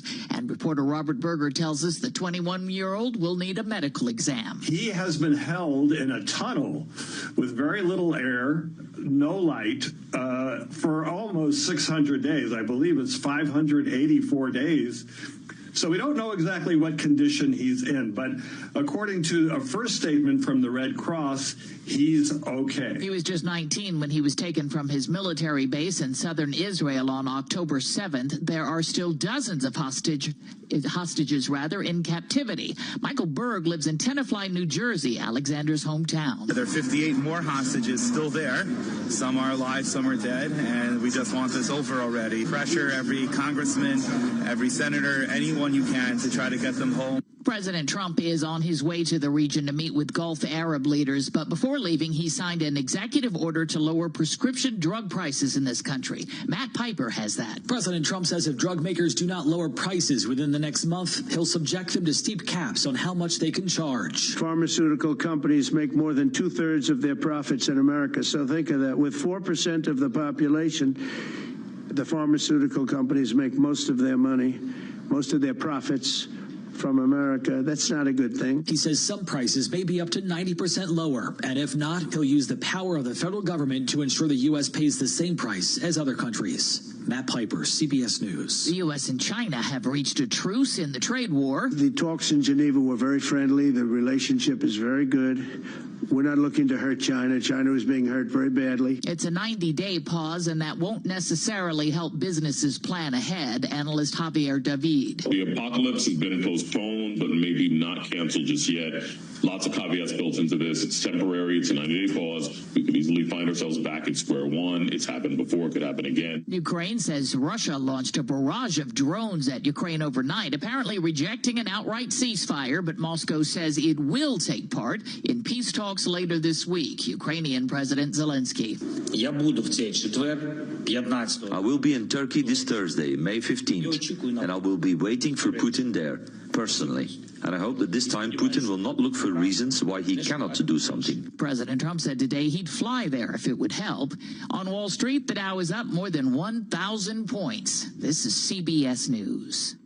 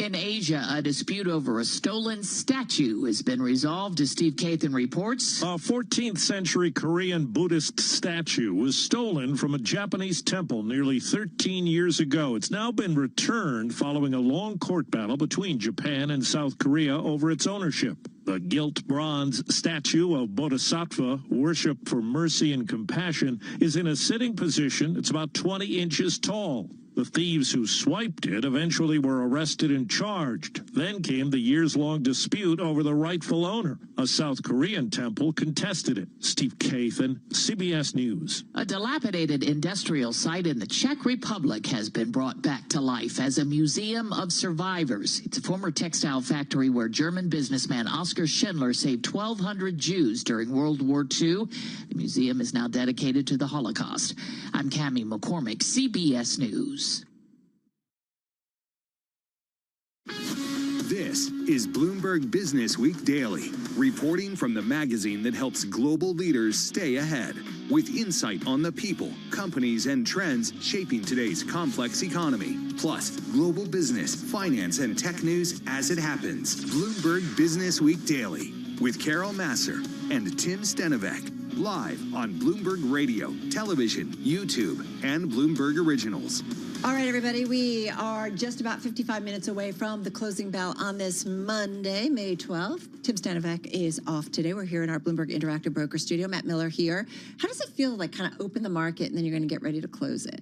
Fantastic, actually. That is my favorite gig because, you know, this is, besides my job, it's kind of a passion. If that sounds ridiculous, I understand. But it's like a sport, right? It's like I'm watching sports all day. So this is exciting. Today, you know, the president went a lot longer than we expected him to. We had to kill guests. It was painful, but yeah, this morning, right? We watched it move markets, and that's pretty exciting. Yeah, and we're seeing like pretty much the rally maintain its momentum. So we're going to get into that and talk about it in just a moment with our own Eric Weiner. We're also going to get into what the U.S. and Saudis want specifically as President Trump eyes closer ties. Big Middle Eastern trip getting ready. I think he's taking off. He took off already, right? He has. So we're going to talk about that luxury jet that might be gifted from the Qatari government. Yeah, it's. I mean, I think it's fantastic. If they want to give us a $400 million piece of equipment, we should take it. I don't know. And use it for Air Force One? Don't we need security and navigation? I imagine they have spy-like people who go around with wands and make sure it's not bugged. I mean, we took the Statue of Liberty. It didn't turn out to be a Trojan horse. We took the Smithsonian Institute. It turned out to be worth tens of billions of dollars. One, and now, we would only use it, as far as I understand it, until the end of his term, and then it would be given to his presidential library. A lot can happen in 3.5 years, you know. That's true. Just going to say. We may really need it. All right, a lot to come, including more on the U.S.-China deal. First up, though, let's get a check on the trade. Let's turn things over to someone who's been sitting by very patiently, Charlie Pell. All right, I thank you very much. I'm with Matt. It's joy, a pleasure to do this every single day. We've got the Dow, the S&P, NASDAQ all advancing. Do want to begin with the developing story. The House Tax Committee has released key details of the multi-trillion-dollar tax cut bill that President Trump is seeking to enact as his signature legislative achievement this year. Now, this tax bill, though, and this headline moments ago on the Bloomberg, the tax bill omits a Trump proposal for a millionaire tax bracket. The Dow, the S&P, NASDAQ all pushing higher, very close to session highs on the S&P right now at 5836, up 176 points, up 3.1%. The Dow up 1129 now, up 2.7%. NASDAQ tech stocks the outperformer. The NASDAQ Composite Index up 4.2%. NASDAQ 100 Index up by 3.9%. 10-year at 4.45% with a 2-year 3.99%. Gold down $95 the ounce, down 2.9%, 32.29, and West Texas Intermediate crude up 1.4%, 61.90 for a barrel of WTI. So an update for the U.S. equity market. As for the market backdrop, Lori Calvasina is head of U.S. equity strategy at RBC Capital Markets. I'm happy for the markets to celebrate, right? I think this, in my mind, was a big win. But I do want to hear how some of these retailers are going to navigate around this, because the reality is the tariffs are still higher than what we had a few months ago. There's still issues to be worked around, and we need to sort of really understand has the uncertainty been alleviated enough in the eyes of corporate America? Because if it hasn't, then we do worry about them pulling the layoff lever down the road. Lori Calvasine of RBC Capital Markets. As I mentioned, tech stocks, tech names, the standouts today. Apple up 6.3%, NVIDIA up 5.4%, Tesla now up 6.5%. For on-demand news 24 hours a day, subscribe to Bloomberg News Now wherever you get your podcasts. I'm Charlie Pellet, and that is a Bloomberg Business Flash. All right, Charlie, thank you so much. Carol Massar, along with Matt Miller, in for Tim Stenovec here in our Bloomberg Interactive Brokers studio. All right, so the sharp rebound. You're not with Tim Stenovec? What? You said along with Tim Stenovec. Oh, I thought I said with Matt Miller. Oh, I am in for Tim Stenovec. In for Tim Stenovec. Yeah. I know what Already I'm forgotten saying. me. No, I never forget you. Let's talk markets. Let's get to it with Bloomberg News senior editor, Equities Americas, Eric Weiner, joining us from Larchmont, New York. Love it. Love it. Have you ever been to Walter's? Yeah, Oh, God, hot yeah. dogs all the Oh, yeah. time. Delicious. My husband's a hot dog. Honestly, people outside of New York connoisseur. don't know. It's They're the- the greatest hot dogs in the It's country. also cash only. Yeah. It's the mustard. It's the mustard. It's mustard. They have they put the relish in the mustard. Delicious. And there's a veal component to those dogs. It's yeah, not just yeah. pork. There's a whole there's a whole thing. It's pretty amazing. Okay. Stocks. Let's talk about this rally. Yeah, I was trying to make a hot dog, segue here, but I didn't have one. Eric, this rally, technical, fundamental, we kind of know what caused it, but I'm just curious how you see it. Well, it's interesting. We did a story this weekend. I worked with Jess Menton on it, and it's basically pointing to what happened today, which is you have a lot of upside pressure, and the people who would be, say, betting against the market are out. So you have retail playing it heavily. Then you have a lot of the systematic funds, the algorithms and things like that, where they're rule-based and certain technical levels are hit and they have to buy. And we were approaching those, and so they were going to step in. And at the same time, hedge funds and institutional investors that make a choice are just on the sidelines, which means they're not going to buy in right now because it's too high. The levels are too high. They're looking for a more attractive entry point, which also means they're not shorting. They're not getting in and getting in the way of this. And this is something we talked about a few weeks ago, that there wasn't much standing until there's hard data. There isn't much standing in the way of a rally. And so each time the president goes on the air and starts talking about, things that are good for the market and that sound good for the economy, the retail will step in and buy it, and then the systematic algos come in right behind them and support them. So it's this upward push without a lot of stop in front of it. And did we see any kind of short squeeze in the run-up? It's been pretty great since the bottom, which I think was the week after Liberation Day, right? We're back up to 2% higher than we were on April 2nd before these tariff announcements. I imagine there was some short covering rally in the last few weeks, but are you saying today that's not what's driving us? No, that's been going on, as you point out, that's been going on all along. And then probably today there's quite a bit of short capitulation. We'll find that out later. But in a lot of ways, there isn't that much positioning, period, among hedge funds. They're in other things and sort of staying away from this because of all the risk that's tied to it. And also the idea that there could be, you could have a long-term economic problem, but a short-term, and short-term meaning months, a strong rally. And that could be what's happening today. Or that could be, part of the enthusiasm that's driving what's happening today. By the way, I keep going back to Mira Panda this morning on surveillance because she was so good. Yeah. And she said one of the things you could end up seeing this year is another market completely driven by the Mag 7, like this rotation into broader stocks that started happening. Now we see tech stocks surging again. And indeed, if you look over the last month and break up the S&P into groups, IT is the #1 gainer, up more than 13%. And comm services, which is also these big, hyperscalers, is up 9%. So Do you see that broadening out trade, that rotation kind of dying here? Is everybody getting back to these mega cap tech stocks? Well, it's not just that.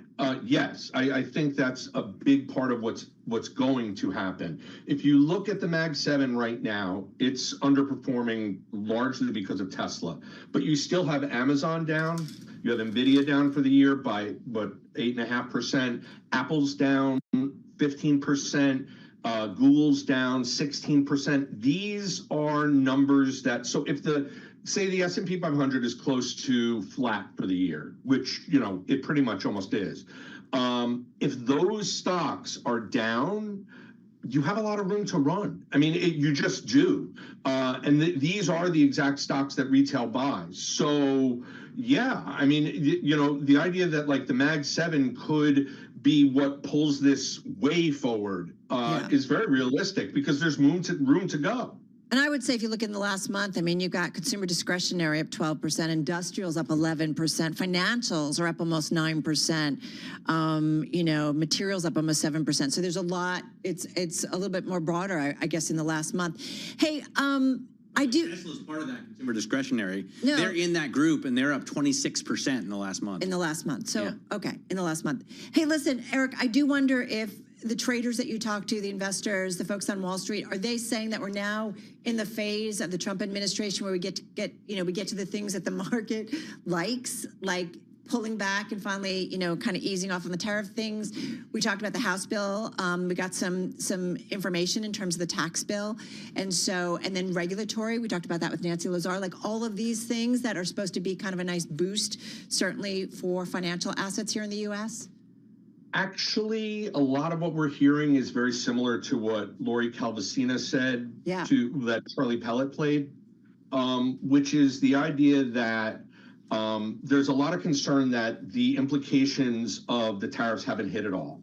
And so like you're talking about consumer discretionary, if those items start getting significantly more expensive, if tourism takes a big hit, this isn't something that's showing up in the numbers just yet, but it is something that would start showing up in the numbers in the second half of the year. And that's what the concern is. The concern isn't so much for right now, because everything right now looks okay. And the guessing is that the Fed won't have to act for the near term, possibly not until September. Things in the economy seem okay, but there is this ominous cloud over in the background waiting to come along and sort of let us know that, yeah, there are tariffs. I mean, if you're talking about China, yes, today's a great day because 145% tariff is insane, but 30% is still extremely high. So if that's what people are paying, I mean, eventually that's going to show up, and that's the fear. Right. By the way, Lori Calvasina was on fire this morning. She's so good. She's so smart. Yeah. I often have her on my television program, Bloomberg Open Interest, every morning from 9 a.m. to 11 a.m. You should definitely tune into that. Shameless plug. She's super sharp. We love her. All right, Eric, if this holds, this rally, it looks like it might. That's a good sign. Just got about 10, 15 seconds. Yes. I mean, it's a good sign, and the trajectory is probably upward for the next month or so. Earnings have been strong, so that's all good. Yeah, and I just feel like we keep resetting clocks when it comes to tariffs, like 90 days, 90 days. Or Eric TikTok, Weiner. right? Yeah, or TikTok. Exactly. Eric Weiner, thank you so much. Senior Editor, Equities Americas at Bloomberg News, joining us right here in New York. We're going to get into a little bit more about Trump 2.0 powerlessness. We'll explain with Peter Atwater.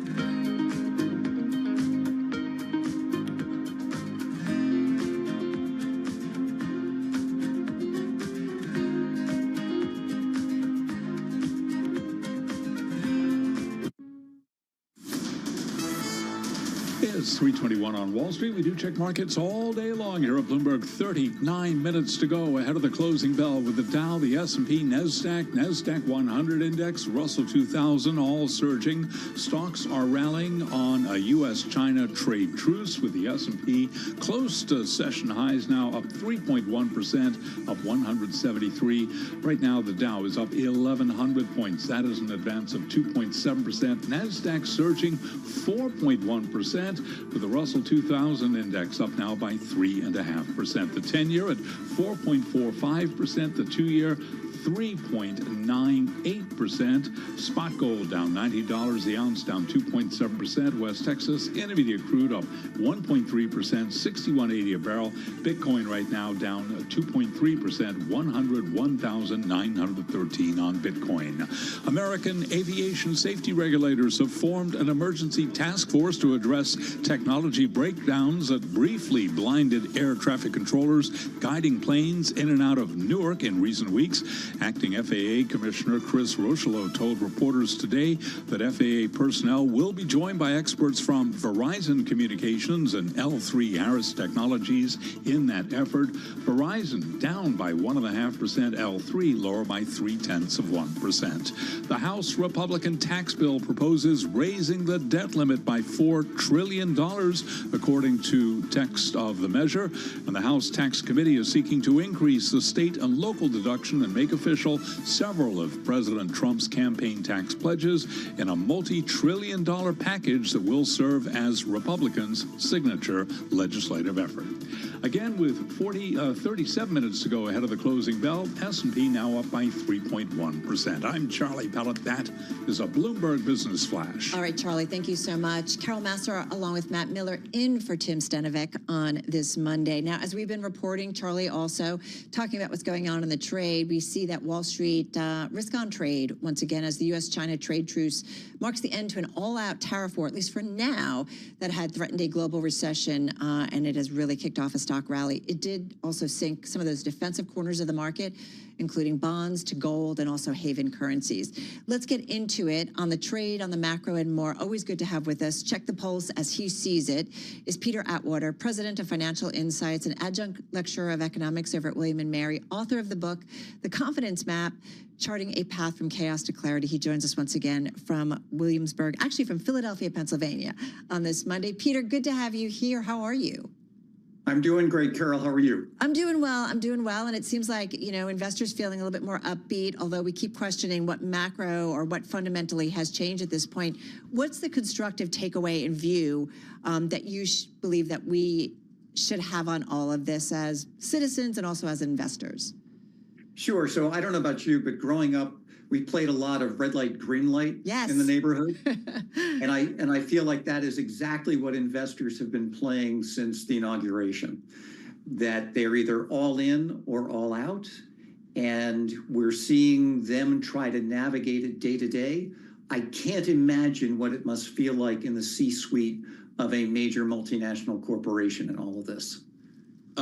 They probably feel like they have to kiss up or lose out, which is what most of them seem to do. And probably don't pull the trigger on things because they're just nervous about what comes next. Yeah. I wonder if you think one thing that's changed, Peter, is that investors have realized there are other places besides the USA, right? We were winning for so long that there was no reason to, say, invest in Europe. And now that kind of diversification all of a sudden seems pretty important. Yeah, and I was on your show a couple of weeks ago and said the U.S. runs the risk of being uninvestable. And this was before the Liberation Day, and there was a lot of concern that we've seen. And yes, there are alternatives. But I think it's useful to remember, too, that the kind of nationalistic, dominant, independent leader that we are seeing in the United States exists all over the world today. And so for investors, the challenge is now, if you want to diversify, remember that you're investing in what I call an era of a good few men. That these are times where you have to be very sensitive to your investing in different locations because you run the risk of either being an incredible beneficiary or an incredible victim of a certain independent leader. It's interesting, Peter. we've been talking with a lot of guests, and they are making the assumption that we're now moving into the tax part of the Trump White House and the easing regulatory part of the Trump White House. And I'm just wondering, we kind of got the tariff part wrong initially, right? We thought it was going to be easy and it was just going to be a lot of talk, and it wasn't the case. And we're not done yet, even though there's some ease in the market. And I'm just wondering, on the regulatory side, I think businesses are thinking it's going to be full, speed ahead. Could they possibly be getting it wrong in terms of the regulatory environment and easing kind of business conditions? Well, if you look at the regulatory changes that have been made amid all of this tariff discussion, they've been extensive. And so I think a lot of things have already moved to the benefit of businesses. The question I think that now remains to be seen is, how does that translate into the day-to-day activity, particularly on the consumer front? What does business laissez-faire mean in terms of the impact day-to-day on Main Street? Well, what are you worried about? Because in your notes, you talk about business leaders are increasingly fearful of a centrally planned U.S. economy. So kind of play that out for us. Yeah, so if I look at what's been going on, we are adapting the American economy to a particular style of leadership in Washington. And so for business leaders, they're having to filter every decision now in terms of political risk first. What does this mean if I comply? What does it mean if I choose not to comply? What are the consequences in both fronts? And as we've seen, the rewards for compliance are immense, and the punishment for non-compliance is brutal. So for business leaders, they're going to have to demonstrate that they're complying. And the more aspects that we see in the economy, the more this feels like it's a centrally planned economy, where Washington is dictating how businesses should perform day to day. So fascinating. It's so fascinating that we go from, I think most Americans, at least my age, grew up thinking free market capitalism is the way this economy should run, that laissez-faire wasn't just a French term, but also the American way. And now, to say that we're moving towards a centrally planned economy was just something I've heard from a number of other people, Peter. To me, is a little bit scary, but is this the way the Republican Party has changed? Is this, the way it's going to be going forward for them? Yeah, if we look at the three elements of business today in terms of labor, capital, and trade, you're seeing incredibly intense intervention in the policies that drive the inputs to business. And so whether you give it a different name than centrally planned economy, there is no question that if I'm a business leader, I'm increasingly in the passenger seat. I may still be in the front seat, but somebody else has the gas pedal and somebody else has the brake and the wheel. Who wins in a centrally planned economy? The planners. Those that comply. Yeah, because I just think about, certainly on the campaign trail, it was about bringing more people who maybe felt left out of the economy. Is that the case? I don't know if you bring more manufacturing, Peter, back. We've had conversations earlier today that, yes, indeed, that will bring jobs to those who have felt left out, and good paying jobs. But I'm just curious, do you agree with that? Yeah, we can steer the economy to deliver a particular type of job. The question is whether that is most efficient, whether that's most productive. And centrally planned economies tend to disappoint on both of those fronts. Is this a hallmark of populism? Because this is what we're seeing, right? Nationalist populism here at work. Is central planning always the default position for populist governments? Yeah, I think that whether it's on the right or the left, there is a tendency for when powerlessness and uncertainty reign, for those to follow.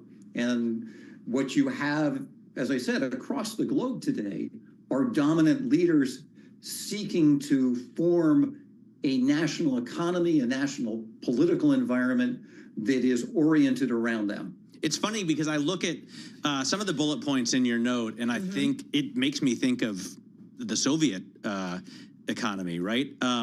Delays to capital investments from the private sector, fewer imports and more shortages, bread lines. Pricing increases. Slower hiring and slower job cuts, just stagnation there. And are we drifting towards that?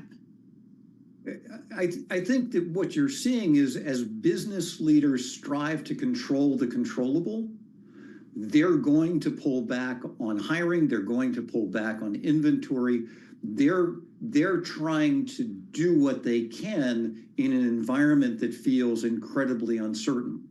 The risk that they now run is that those decisions run contrary to the objectives of Washington.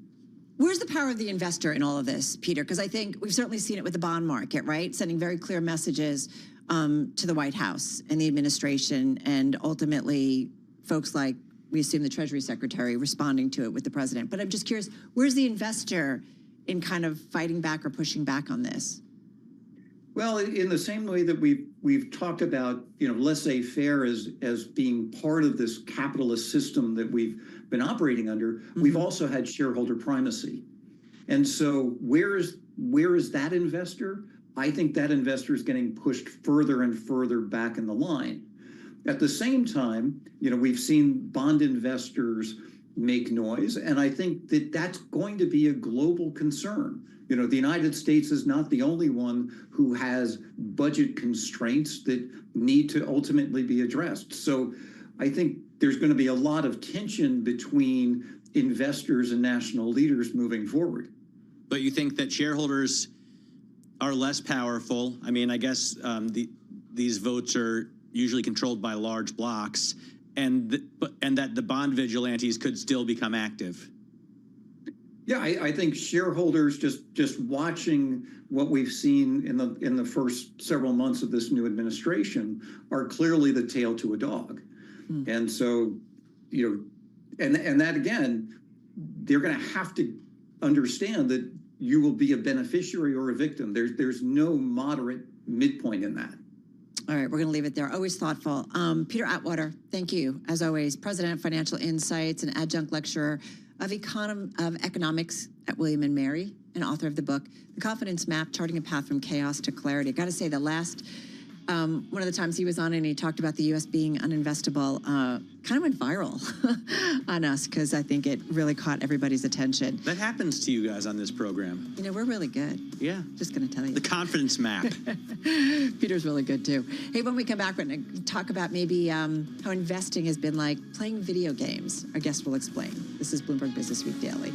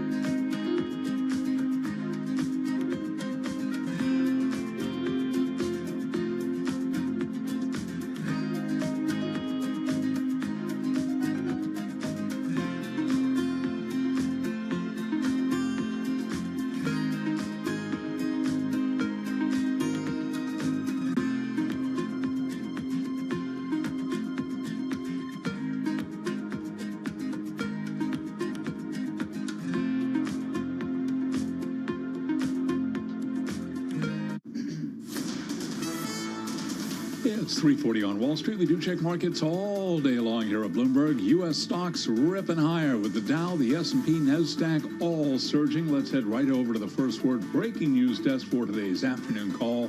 Here he is, Bill Maloney. And good afternoon, Charlie. That's right. U.S. stocks are soaring in the wake of the trade talks over the weekend. The Dow's currently up 1,100 points. S&Ps are higher by 3%, and the NASDAQ, that climbs by 4%. The U.S. 10-year yield is at 4.45. Gold is sinking, oil is climbing, and Bitcoin, that's slumping. It's down 2.3%. Among the main 11 S&P sectors, leaders were consumer discretionary and tech utilities were under pressure, and leaders to the upside in the Dow, Amazon and Merck, while Coca-Cola fell 1.8% and led to the downside. In other news, Cigna and CVS slumped intraday after Trump proposed to cut out the pharmacy benefit managers. And wrapping things up, healthcare provider DaVita reports after the bell. Live from the first breaking news desk, I'm Bill Maloney. Charlie? Okay, we thank you very much, Bill Maloney. And to hear live breaking news over your Bloomberg, type Squawk, SQUA, on your Bloomberg terminal. I'm Charlie Pellet. That is a Bloomberg Business Flash. I'm driving in my car. How about you let me drive? Oh, no. This is not a toy. Who's gonna drive you home? Honey, please, I'll do the driving. Drive on. Excuse me, I want to drive. It's the question that drives us. This is the drive to the close. The funky music will drive us till the dawn. On Bloomberg Radio. All right, TikTok, everybody. About 18 minutes to go until we wrap up the trade on this Monday. Carol Massar, along with Matt Miller, in for Tim Stanovic on this Monday, May 12th. I just heard from Charlie and Bill Maloney wrapping up the trade, and we're kind of hovering, Matt, near our best levels of the session, up about 3% on the S&P, 2.5% higher on the Dow Jones Industrial Average. NASDAQ 100 charging ahead by 3.6%. It's so funny. You get used to this. You get used to this kind of volatility over the past month or month and a half. And so today feels like nothing, you know? And we're looking at this incredible rally. I mean, it's so strong. Mag 7 stocks are up 5 or 6%. These are trillion-dollar stocks. But it's sort of like... yeah, no big deal. It's a little boring. Let's see what Doug Sioka has to say about it. See if he thinks it's boring. He is CEO and partner at Kavar Capital Partners. They've got about $1.5 billion in assets under management. With us once again from Leawood, Kansas. Doug, nice to have you here with Matt and me. Does it feel a little boring? I mean, it's a rally, get it, but it feels a little mellow. Yeah, I think it is. I think Matt's right. I mean, you just get preconditioned to have this become more the rule than the exception. And you know, it's funny when we went on that kind of magnificent 9-day run of the S&P in the latter half of last month, and it was preceded by 1,000-point down day the Monday after Easter, which was preceded by an 800-point down day on Holy Thursday. So, yeah, I do think we've put a little bit of anesthetize to the intraday price swings, but yeah, there's no way. I mean, from a historical outlier perspective, today is a very significant and extreme day, and does really invoke this whole concept of not trying to time the market, right? I mean, you don't want to miss, as everyone knows, those 5, 10, 15 best days of the year. I read something this morning that really underscored that point, that if you miss the 10 best days in 2023 and 2024, your return for the year as a stock investor was 3%. Where the S&P on average was up 20% in both of those years. So that really does, you know, create the understanding that you've got to stay invested in order to participate. Although, have you talked with anyone, Doug, you know, after April 2nd, after we got the reciprocal tariffs on Liberation Day, and the markets just puked for like 4 days straight, so many people that I talked to said, man, I knew this was coming, and I stayed fully invested, and I wish I'd gotten out. I wish I'd sold before, you know, these massive tariff announcements were coming out of the Rose Garden, and now you've got a chance to get out. Right now, we're 2% above April 2nd. So have you talked to anybody who regretted not selling and could do so today? Yeah, for sure. I mean, I think the regret is real easy. Hindsight is always super clear. And the one thing I think maybe, Matt, that people could be forgiven for thinking they have that omniscience is that this is trade war 2.0, right? And the interesting part is that if you look back 2018, because remember, Trump was inaugurated in 17, but it took a while to kind of get some momentum. Shoot, it took 5 months to get his cabinet seated. But if you go to 18, you think, well, 2017, GDP was up 2.9%. In 2024, GDP was up 2.4 to 3%, depending on your last gauge you want to look at. And you look at 2017, EPS growth was 12% year over year. 24, 25, 12% year over year. So you had this precondition that was mirroring what took place in TradePort 1.0 and 2.0. Why didn't we all sell knowing this was going to be the result? We almost had the exact same drawdown in 2018, intraday minus 20.06, 2025 minus 21.35. But you have to know then that this is the primary time to get out. And if you take 2019 and forget the pandemic piece in 20, it was a great period to stay invested once you got through those lows, and that's kind of where we are today. So what are the catalysts now? I mean, okay, 90 days with China. There's probably like 90 days left for TikTok. Maybe the catalyst is it doesn't get worse. Everybody else gets on the trade front. Maybe it doesn't get worse. But are you really looking for a bump from tax cut extensions? Are you really looking for a bump from deregulation? Do you think onshoring is going to drive this economy in 2026? What do you look forward to? So I think there are a lot of things. Number one, to your point, the 90-day reprieve, it's happened really quickly, right? Because Trade War 1.0 lasted 18 months, right? Started in 18, and the Trade War Accord or agreement was signed in January of 2020. So this was much faster.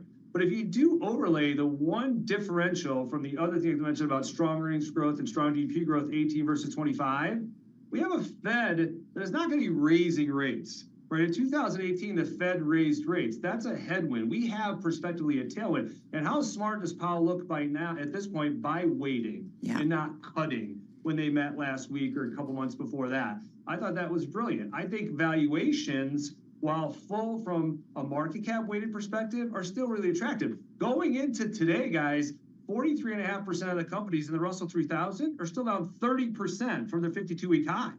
So if you broaden out and consider investments, and you made mention, Matt, about a 4 or 5% move in the Mag 7, the Mag 7 stocks on average, again, before today are still down 12% from their peak. Right. But at a PEG ratio aren't all that expensive. So we think if you look down sort of the cap spectrum and even continue to consider it internationally, where you have a dollar trend hugely positive for U.S. investments in international companies, you have earnings moving in the right direction in Europe, Japan, and emerging markets, there's still places to effectively put some money. Oh, and in the fixed income universe, you can lock in with some duration a very, very handsome positive real rate of return. You note that investing since early April, Doug, has been more like playing video games than analytical decision making. So Can we now start doing some analytical decision making, knowing that we have a White House and a president, I'm just speaking the truth, that can change his view and mind and rhetoric and do a 180, in any given day or in any given week. So I'm just wondering.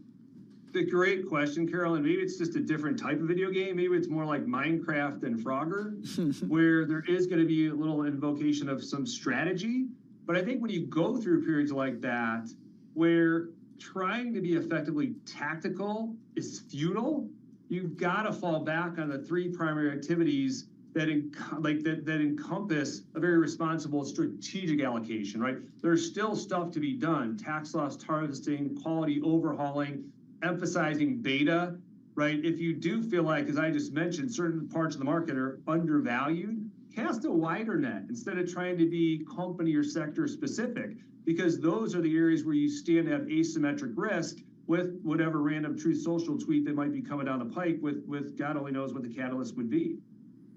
He changes his opinion on things, but he's loved tariffs for decades, right? Tariffs is one thing that he's not going to stray on. But that's why I'm saying it's not like he's going to back off completely. And even if the tariffs come down, we're going to be in a higher tariff rate environment. I mean, I think that's going to be the net. Does that, Doug, potentially, even if it's 10%, it's not the 2.5% that we've seen, changes things fundamentally for a lot of companies? And just got about 25 seconds here. Oh, I think it does. But I do think, to Matt's question earlier about, is onshoring going to be a catalyst? No. I mean, we have a 4% unemployment rate in this country, right? We are not going to be relying upon domestic manufacturing to be great sneaker producers, right? We want to look for trade balances, and we know that we're going to get different iterations of some of these new agreements. Right. So that's going to be better for growth. That's going to be better to decline inflation. And frankly, that's probably a point with the strength of the consumer and the strong job market, Carol. These lower tariffs can be absorbed without being a huge impediment to growth. All right, Doug Sioka, CEO and partner at Kavar Capital Partners. Stick around, everybody. We're counting you down to the close on this Monday. This is Bloomberg.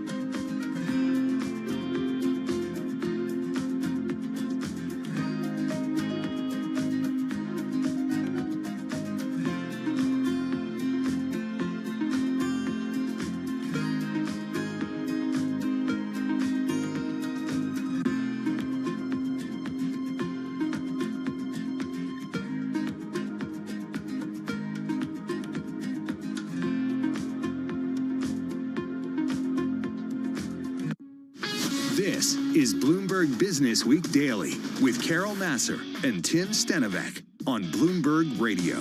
All right, everybody, just under 7 minutes to go. Matt and I are going to head over to our TV colleagues. We're going to count you down to the close on this Monday. In the meantime, since the headlines crossed, even before the headline crossed, Matt just can't stop talking about salt.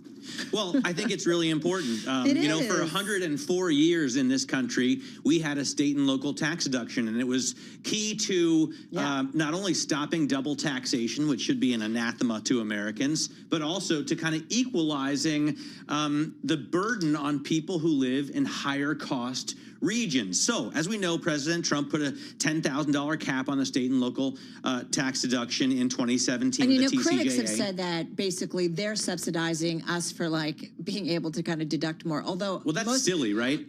So Lindsey Graham, for example, says this, but New York contributes $1.09 to the federal government for every dollar that we get, whereas South Carolina contributes 86 cents for every dollar that they get in federal aid. We are wagon pullers, and Lindsey Graham's voters are in case wagon you were riders. concerned about how we felt, and especially how Matt felt, well, it's clear now.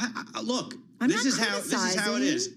What we know right now in terms of the House bill is that they will raise the cap for deductions to $30,000 for joint filers, $15,000 for single filers, and they will phase out those deductions starting at $500,000 of income for individuals and $1 million for joint filers. But it's not clear that the president really does have enough backing here, because there are certain people, for example, Elise Stefanik, who may want to run this whole state as governor, that may not want to support this because she may not get as much traction as she thinks. Many New Yorkers, many people in New Jersey, Connecticut, and California think it should be higher. Constituents, because I think I think it's safe to say that a lot of folks saw that initially when the president changed this first term, that it was kind of a penalty for a lot of blue states, in particular, because that's where you are dealing with higher tax states. It looked like it was punishment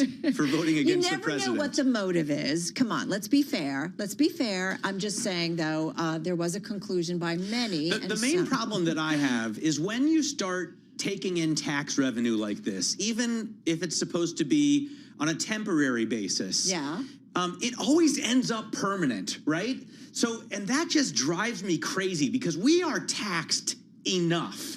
I pay more in taxes here in New York than I did when I lived in socialist Germany, right? When I lived in Berlin, my tax burden was lower. I got to keep more of the income that I made for myself.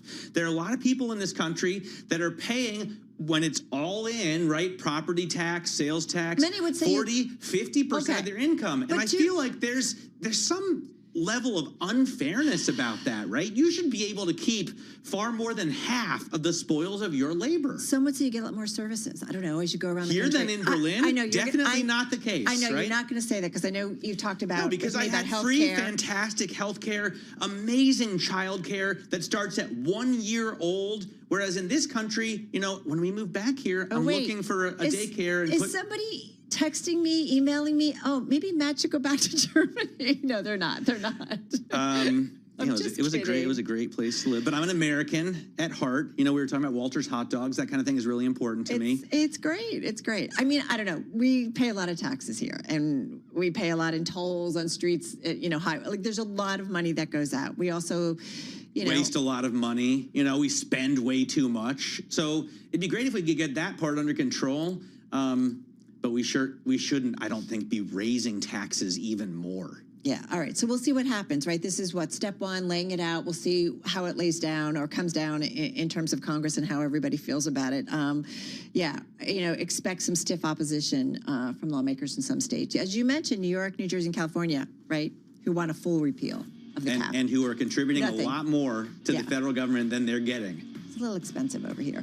All right, folks, I'm going to have Matt take a couple of yoga breaths before we head over to our TV colleagues. We are going to do that. We're going to count you down to the close. Just got a couple minutes to go over to our team on the TV side. The closing bell starts right now.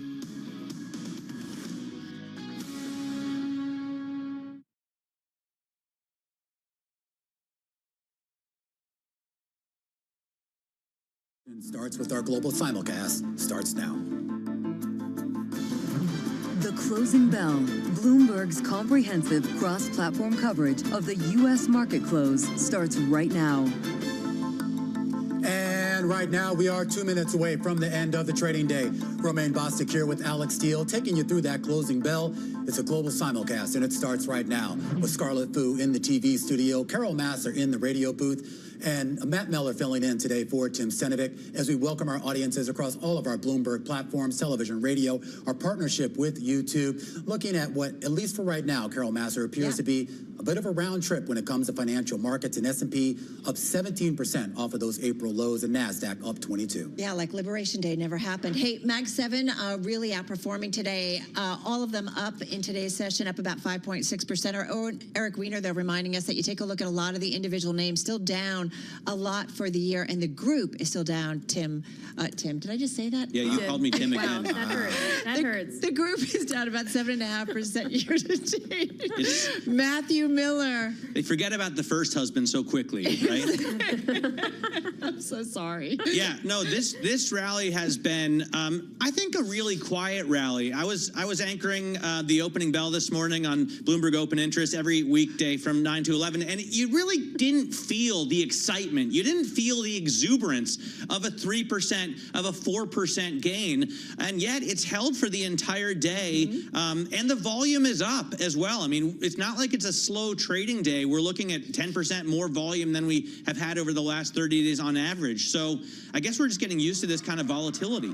It is volatility, but it also speaks to how perhaps people were not positioned for a positive outcome. They're likely more positioned for a negative outcome, especially when you take a look at how the dollar is trading, particularly against the yen. Absolutely. Here, we should point out stocks closing out the session at the highs of the day. In fact, the highs of the day were set just about 2 minutes ago at 358. And S&P 500 posting a gain of more than 180 points or 3% on the day. The Dow Jones Industrial Average up almost 1,200 points, a gain on the day of about 2.8%, while the NASDAQ Composite adds about 800 points or 4.3%. And we should point out the small mid-cap stocks also getting a strong bid. Mid-caps up 3.5%, the Russell 2000 small caps up 3.5%, and Dow Transports, just to throw that in there, a gain on the day of 7%. Yeah, a lot of areas of the market certainly gaining today. Hey, digging a little bit deeper into the S&P 500, guys, 409 names to the upside, Scarlett, and just 93 names losing some ground today. All right, a very broad advance in the IMAP as well. This is the 11 sectors of the S&P 500. One sector in the red, and that is utilities, down about 0.6%, 0.7%. Classic defensive group getting sold off today because it's not a risk group. You also have real estate investment trusts and consumer staples lagging behind the broader market gains. The best performers are consumer discretionary, and that's really driven by the auto companies. Tech and communication services all gaining at least 3.5%. All right, a lot of green there. Let's get to the number one gainer in the S&P 500. We're talking about NRG Energy. Man, that name is up about 26%, so pretty much holding on to all of its gains of the day. This is after agreeing to acquire the nat gas-powered assets from LS Power Equity Advisors. That was about a $12 billion deal, including debt. So really some outperformance there. Microchip, we saw the semiconductor space up overall, but Microchip up about 10% here. Also a top gainer in the NASDAQ 100. Citi raising the firm's price target on Microchip to 55 from 50 and keeping a buy rating on the shares, saying the company posted a decent quarter, but guided revenue up 8% quarter over quarter. That's the highest revenue growth in this sector. Again, the analysts over at Citi putting out a note. Apple, I mentioned the Mag 7 as a whole, rallying in today's session.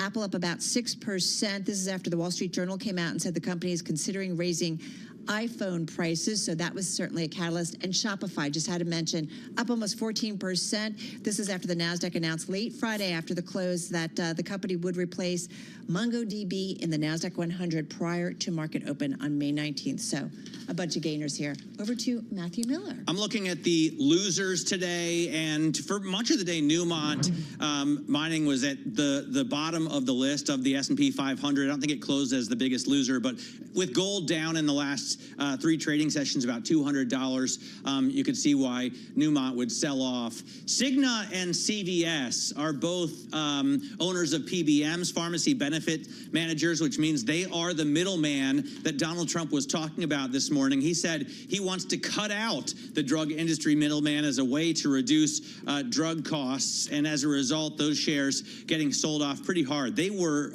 at varying points, Cigna certainly the biggest loser of the day on the S&P 500. And then Kroger, I saw, was a big loser today. In fact, the grocer sold off the most in 2 years at one point today. They don't own a PBM anymore. They have in the past owned their own PBM and partnered up with PBM. You can still get pharmaceuticals at Kroger. They still have a pharmacy there. But in general, President Trump has been talking about bringing down the price of groceries. And I love the way he says that, groceries. And Kroger was not a beneficiary of that today. How does one otherwise say it? He just enunciates each and every syllable, groceries. And I just appreciate it. I don't know if it's a New York thing. Is that a normal thing for New Yorkers? Groceries? Groceries? I don't know. I say groceries. I grew up in New York. Anyway, to the bond market we go. You're seeing a sell-off pretty much all across the curve. That 2-year yield is up by 11 basis points, closing right at that 4% level. Here's kind of the why as we re-rate the Fed cuts. You're looking at swaps tracking the upcoming central bank meeting, showing just 56 basis points of easing by December, and that's down a whopping 75 basis points from last week. So we've taken out about almost one full cut.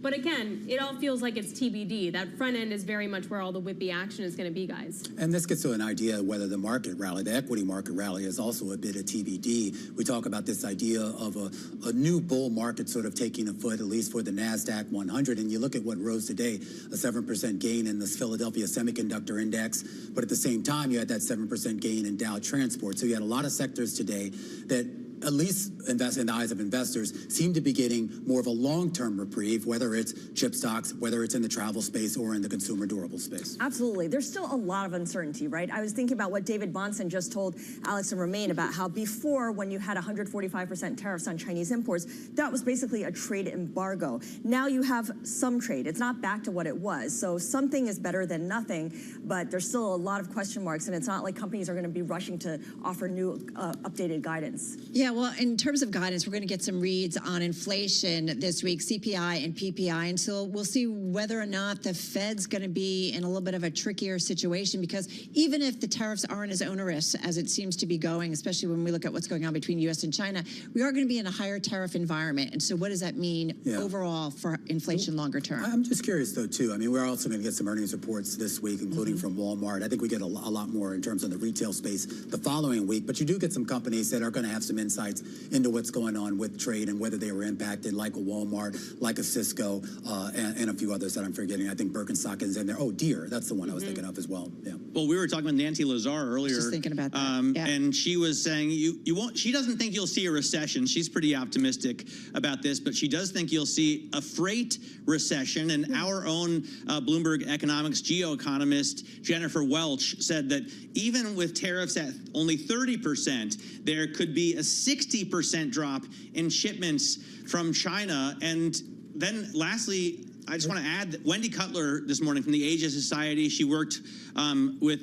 trade for many years and negotiated a number of bills, said that this 30% is additive, right? We're looking at a trade-weighted tariff on Chinese goods already of 20%, and this will go on top of that. Did anyone see that kind of went viral over the weekend that someone had posted at the Los Angeles port, how that for the first time in a few years, they had a day where they actually did not get a single container ship coming in? No, I didn't see that. Yeah. We have to wonder, though, if we wind up getting some kind of, if this deal is enough for the optimism, does that change very quickly? Or is delayed until something else happens? Or then we all of a sudden get a push forward of buying? I think we're in a situation where it always feels like there's another shoe to drop, because anything could change, right? I mean, for leverage, for any kind of opportunity to extract more concessions, nothing's ever certain. But wasn't there some degree of encouragement? I mean, the idea that a couple weeks ago, Trump couldn't even get Xi on the phone, and now we had high-level talks between U.S. and China, and if you believe Trump, maybe a potential phone call between those two world leaders later this week. But there should have been back-channeling all along. Our expectations are lowered by so much. They are. They're very low, Scarlett. It's still hope, right? And again, the clock is just set for 90 days. When I see the signatures, right, or I still think you could get a resurgence in shipments. If you look at, on the terminal, you can type map vessels go, and you'll see how many ships are just sitting offshore off the coast of China, just waiting to go. That's, Tim has a good point. I really agree with him. Don't you like his new glasses? I do. But he lost some hair. Yeah, his hair's changed a little bit too. All right, that's a wrap across platform coverage. Radio, TV, YouTube, Bloomberg Originals. We call it the closing bell. Matt and I continuing here on Bloomberg Look at Business that Week picture. Daily. You guys look fantastic. We've got Scarlett and Romaine continuing on TV, and Alex is heading out. Yeah, not bad, right? You look good there. This is Bloomberg Business Week Daily, reporting from the magazine that helps global leaders stay ahead, with insight on the people, companies, and trends shaping today's complex economy, plus global business, finance, and tech news as it happens. Bloomberg Business Week Daily with Carol Masser and Tim Stenivek, live on Bloomberg Radio, television, YouTube, and Bloomberg Originals. When did you make the change from Business Week, which I thought was fine, to Business Week Daily? Well, we just, kind of, we're on every day, and it's Business Week, and so we've got a lot of iterations under the brand. Right, but was it last week? You decided, let's change this, or a month ago? It's been a little while. Business Week Daily. See, I like that. I thought you were a big fan, so you would have heard it all. I listen all the time, I'm just and saying, man. I guess, you know what? I had a smart boss one time tell me, you got to say it a lot, because when you're sick of it, that's when the listener finally heard. And Oh, you mean the name of a show? yeah, Yeah, well. Bloomberg Business Week Daily. All right, we're going to say it a lot. Hey, listen, one of the things that Matt and I have been talking about, and I feel like when we check in with our team, whether it's Bill Maloney, who covers the markets as well, that we've been talking about, quite a rally, but it feels a bit boring today. And it's one of the things we've been talking about. I'm curious if Vince Signorella feels the same way. He's Bloomberg Markets Live, global live blog, I should say, global macro strategist, and he's with us from White Plains. MLive Go. On the terminal, type MLIV Go. Thank you. Yeah. It's good having you around. Vince Signorella, was it boring for you today in terms of the rally? It really was, actually. It was kind of a sleepy, slow drive. I mean, a lot of it happened overnight, so there wasn't really much for us to weigh in on. The news really hit on Saturday into Sunday. Markets opened up quite aggressively, a lot higher. And then we just sort of drifted along. We sat at 5,800 for the longest time today in the S&P cash, with a late rally in the afternoon and then a rally into the close to take us 45 points higher from where we sat most of the day. So if you think about it, we really participated in about 40 to 45 points of the S&P cash rally of the 185 to close out the day. So yeah, kind of on the boring side. Yeah. How much further can we go here? Because I feel like, yes, this was better than expected, the U.S.-China result, getting tariffs down to 30% from 145. But we've come so far, and we're now 2% higher than we were on April 2nd, on Liberation Day. Put it in perspective. We're still 40 points in the S&P cash below where we ended the year. So we're still in negative territory for equities. So it's as great and as exuberant as the euphoria was today. We still haven't gotten back to where we were in January. But, dude, considering what's happened, considering we had a president come in and hand grenade the global trade system that's been in place for 80 years, and we're only down 40 points on S&P cash, that's pretty awesome. Yeah, I mean, that's definitely the upside of looking at things. But I think it's been a wild point, ride. Let's not forget. It's been a little bit of a crazy ride. That's hardly going to be over. I mean, we've just got a 90-day pause on tariffs that aren't really going anywhere. As you guys were talking about, it's 30% on top of the 20%. I mean, if you start adding up percentages, it's still quite high. And, one of the things that we've seen in the last 2 months is this aggressive buying by businesses, bringing inventories up and moving purchases from the second quarter of 2025 into effectively the first quarter of 2025. So here we are in May, June, where we're going from here. I don't know. I think we're still going to see a substantial jump in interest rates and inflation. I think the Fed talking about a 2% target is a pipe dream. The idea that we're going to get Federal Reserve interest rate cuts this year, I think, is also a bit of a pipe dream. So the Fed's not going to come to the rescue as people may hope. And, the slightest little hiccup could turn this whole thing around where, tariffs roll over once again. Does China capitulate on fentanyl?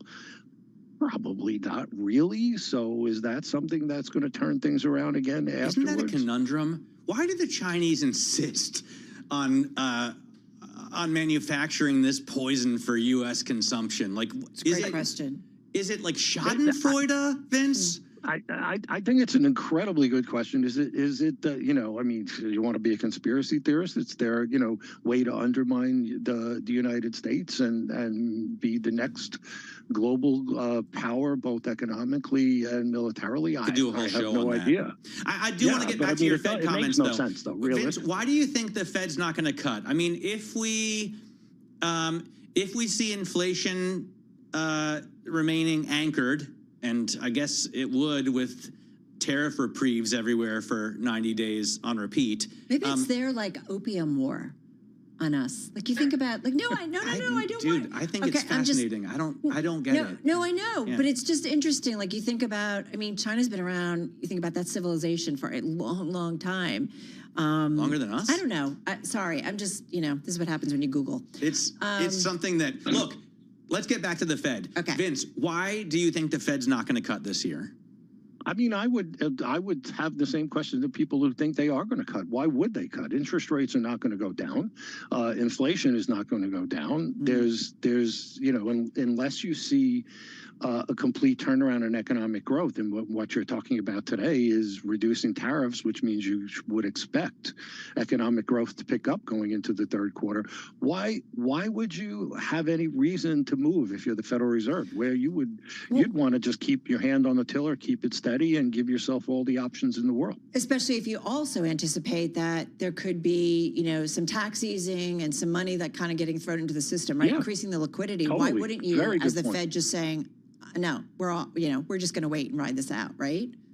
That's a really good point. No one's even talking about the fiscal response, and we're talking about tax cuts. And you throw tax cuts into the mix, you're definitely going to see an increase in spending, most likely, and an increase in growth. And certainly, look at interest rates today. There's no reason with a 2-year at 4% to see the Federal Reserve cut. I'm just thinking about tax cuts. I can't not think about the tax bill as we've just been getting headlines, Vince, on salt, which I pay very close attention to, but also they have no tax on tips, no tax on overtime. I didn't see no tax on Social Security benefits. I've got to double check. I was looking for that. That one too. Being an old geezer, that one's in my wheelhouse. It does make sense. Like on Social Security, why should you pay taxes on that? Isn't that the money you put in? It makes more sense. Totally. I mean, it's been taxed twice already. Why tax it a third time, realistically? No, it makes complete sense. And it's also politically, it makes, really Fantastic even better sense. when you think about it. What do you think? By the way, dude, what do you think about the EO this morning? So I have been also sort of shocked at the fact that no president ever does anything to lower U.S. drug prices. Biden didn't. I know people will say the IRA, but come on, we're still paying 10 times as much for these fat drugs that they pay in Western Europe. Why? Don't call them fat drugs, okay? Because people use it for like serious Skinny stuff. drugs. Yeah. No, they use it for diabetes and other things. I'm just saying, it's not a nice That's thing. fair. That's okay? fair. Okay. For the record, I'm trying to get a hold of some, but I don't want to pay $499 a month. And Vince, now we have, it looks like he's going to do something about it. And then Carol and I watched these drug makers rally today. What's that all about? Yeah, it wasn't as onerous. Yeah, that's because there's, they have 30 days of negotiation. Nothing's going to happen for a month. So there's this negotiating period where, you're going to have the push and pull of politics. When you think about the drug lobbyists, they're one of the stronger lobbyists in Washington. So they're definitely going to push back and try to make some room. You're going to hear the squawking from pharma that basically says, if you do this, you'll get no research, no new drugs coming down the pike. It's the end of the world for future medicinal purposes and future disease, et cetera, et cetera. But at the end of the day, one thing no one's talking about when you're looking at something like this, to me, it harkens to some sort of price controls. And be very, very careful when Washington steps into the price control space, because it has some significant unintended consequences of what happens after that. Kind of think of what we talked about with Peter Atwater, like a planned economy, right? Yes, like you just wonder about the 100%. implications, backing off of capitalism. Vince Signorella, you rock. This is Bloomberg.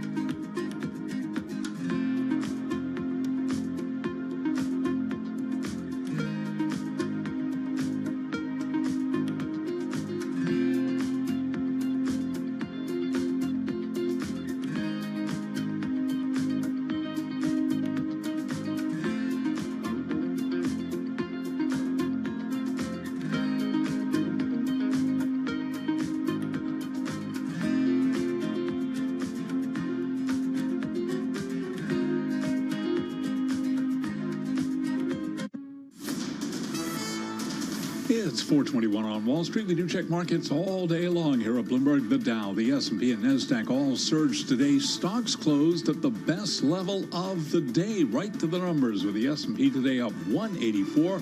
That was a gain of 3.3%. Wall Street's bets at the U.S.-China trade truce marked the end to an all-out tariff war, drove stocks higher. The Dow up 1,160, up 2.8%. Again, the S&P keeping it all in context, up 3.3%. NASDAQ up 4.35%. The NASDAQ 100 index up 4%. And the Russell 2000 index up 3.4%. Tech stocks, the standout today with the Bloomberg Mag 7 index up by 5.7%. 10-year at 4.47% with the 2-year 3.99%. Gold down $88 the ounce, down 2.7%, now at $32.36. West Texas Intermediate crude up 1.7%, $62.05 a barrel. American aviation safety regulators have formed an emergency task force to address technology breakdowns that briefly blinded air traffic controllers guiding planes in and out of Newark Airport in recent weeks. The House Republican tax bill proposes raising the debt limit by $4 trillion to the text of the measure. Again, recapping, stocks higher. S&P up 184 points today, up 3.3%. For on-demand news 24 hours a day, subscribe to Bloomberg News Now wherever you get your podcasts. I'm Charlie Pellet. That is a Bloomberg Business Flash. All right, Charlie, thank you so much. Carol Master along with Matt Miller here in our Bloomberg Interactive Broker studio. Matt, of course, in for Tim Stenovic on this Monday. Just looking at our most read story on the Bloomberg, again, has to do with the SALT tax and what we're getting, maybe the first go-run in terms of what the Republicans and President Trump might be looking for in terms of tax changes and maybe tax breaks. Right. I think also our listeners tend to be, not all, but tend to be in higher tax areas, right? New York and Connecticut, New Jersey, California. I know we probably have a big base of listeners in Florida as well, where they have no state income tax, and that's brilliant, good for them. But here we have big taxes, state and local, big taxes, property taxes are very high.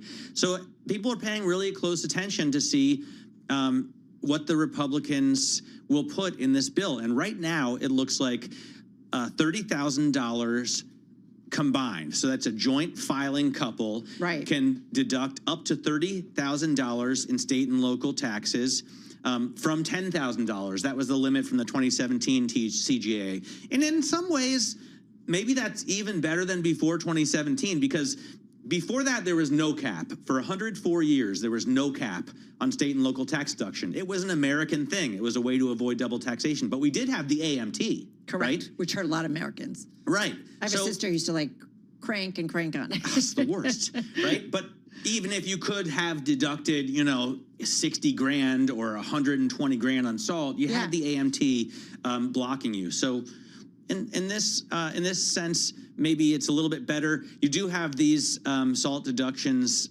phasing out for $500,000 if you're an individual and $1 million in terms of income if you're a couple. So I will say the SALT advocates in the House, what they've been looking to, according to a person familiar with negotiations, group of lawmakers, largely from New York, New Jersey, and California, most committed to expanding the tax break want a $62,000 deduction cap for individuals or twice that for couples, according to those in the know. I hope they're pushing for no cap, because the problem with tax legislation, you give the federal government an inch, they'll take a mile. You let them have a temporary tax, and they'll make it permanent faster than you can say IRS. All right, this is going on in Washington. Safe to say, though, there's other things top of mind for the president, because it's a busy week. He is traveling. The U.S. and Saudi Arabia strengthening their alliance with President Trump, making his first official foreign trip to Saudi Arabia, building on a 70-year relationship based on military protection in exchange for a reliable flow of oil supplies. That's pretty much been that relationship. But let's get more on what closer U.S.-Saudi ties could mean, what that might look like. With us is Bloomberg News National Security Team Leader Nick Wadhams. He's with us from our D.C. bureau there in the nation's capital. Hey, Nick, good to have you here with Matt Miller and myself. So tell us about this trip, the backdrop, and kind of what's at stake for both sides. Well, for Saudi Arabia, what's at stake is they really want deeper ties with the U.S. They want microchips, those NVIDIA chips that could power AI, essentially. They want to turn themselves into a big AI hub long into the future. But they also just want to keep up that relationship with the U.S. And for President Donald Trump, he's put out this $1 trillion figure. He wants $1 trillion in deals. So, I mean, what you're seeing is this would be his first trip in the second term, first overseas trip. It was his first trip in in his first term when he went to Saudi Arabia, so very much in keeping with him. But, you know, the president really sees Saudi Arabia as fitting in the broader constellation of his desire for more business deals, more trade. And he sees the Middle East as a key route to do that. He also wants to get Saudi Arabia on side for his initiatives, both to get a new deal with Iran over its nuclear program and also on the Palestinians figuring out what to do in Gaza. So a lot of threads to pull, and a lot of them are woven right through Saudi Arabia. Is this, did Trump want to do this? And to some extent, I guess maybe Biden also maybe wanted closer ties with Saudi Arabia, but was sort of thwarted by, you know, Mohammed bin Salman and the Saudi government ordering the murder of the journalist Jamal Khashoggi. Has that been kind of swept under the rug or forgotten about at this point so that we can go ahead and build these relationships? Yes, Jamal Khashoggi is very much, tragically to his family certainly, but that is in the distant past.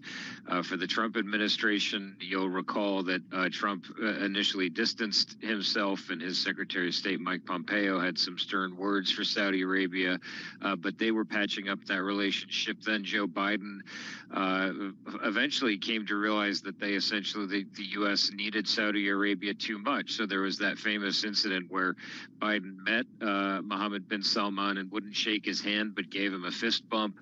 There was a moment at which Congress suspended a lot of sales of offensive weapons, so you know, selling weapons to Saudi Arabia so that it could defend itself, but they were not going to sell them weapons for offensive strikes. That was eventually lifted, and you know, President Trump has definitively moved away from that, so it is no longer part of the conversation at all.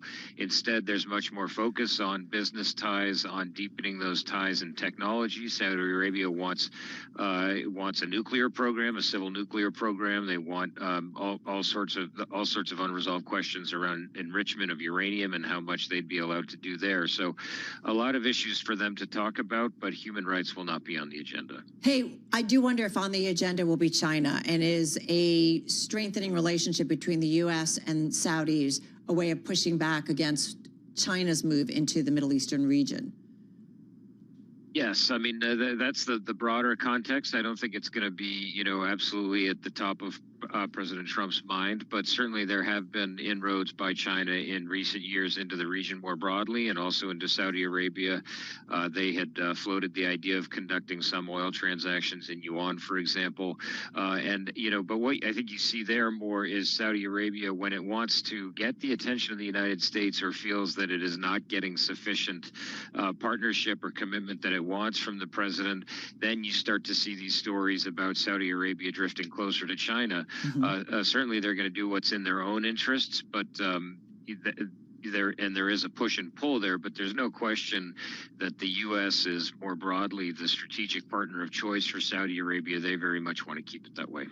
Yeah, it would seem to me that keeping the Saudis separated from China is almost more important than having access to their oil for us, right, Nick? Because we're swimming in oil now. The U.S., unlike 70 years ago, when this relationship started, we now realize that we've got enough oil to be self-sufficient if we wanted to be. So I guess it's the Saudis, what they could do for other countries, and also their massive amount of money that's most important to us. Right. So that's why you're seeing that idea of the trade deals. I mean, this is something where President Trump early in his second terms, you know, had conversations with Saudi Arabia, and they said, we're ready to do $400 billion in deals. And Trump said, you know, I want to see you kick that up to $1 trillion. So, you know, very much there are two issues going on here. One is Saudi Arabia has a ton of money to spend, and it's a question of where, and the U.S. would like that to be in these technological agreements around the idea of selling them microchips and things like that. But again, there are restrictions there that prevent those exports. So we'll have to see if if there's any progress there. But it's also, seeing Saudi Arabia as a key and stable partner in a challenging region. They are a bulwark against Iran, though they have made some outreach to Iran in recent years. But going through Saudi Arabia and enhancing that partnership is also seen as a key way of boxing in Iran. So that's going to be part of the president's strategy as well. Nick, full transparency, right? Saudi Arabia has invested in President Trump's son-in-law's investment fund. And so Yes, I just, as things move forward, kind of what do we need to keep in mind in understanding kind of, again, the whiteboard that's needed to understand these relationships? I mean, which presidential family hasn't benefited from Saudi relations in the past 30 years, right? I mean, is that true? I mean, there is a direct overlap between what Jared Kushner and his investment firm want to do and the amount of money that they're getting from Saudi Arabia. It's a substantial amount. So, this is, again, a situation where we see how the personal and the professional for Donald Trump often overlap. And, it's a big question. I mean, his administration obviously would deny that there is any impropriety. And obviously, Jared Kushner is not playing a role in the current administration. But, certainly to an outsider, it would look in some ways like there's an uncomfortable amount of overlap there. But, really, President Trump is going into this saying these are deals that are good for the U.S. interest. Of course, it's entirely possible they may also benefit his family's interest as well. Nick, just, to wrap up here, got about a minute left here. Why is it important for the U.S. to have a strong relationship with Saudi Arabia, or is it important from national security aspect or perspective? Right. I mean, there are a few things there. One is obviously Iran. So they see Saudi Arabia as a key bulwark against Iran.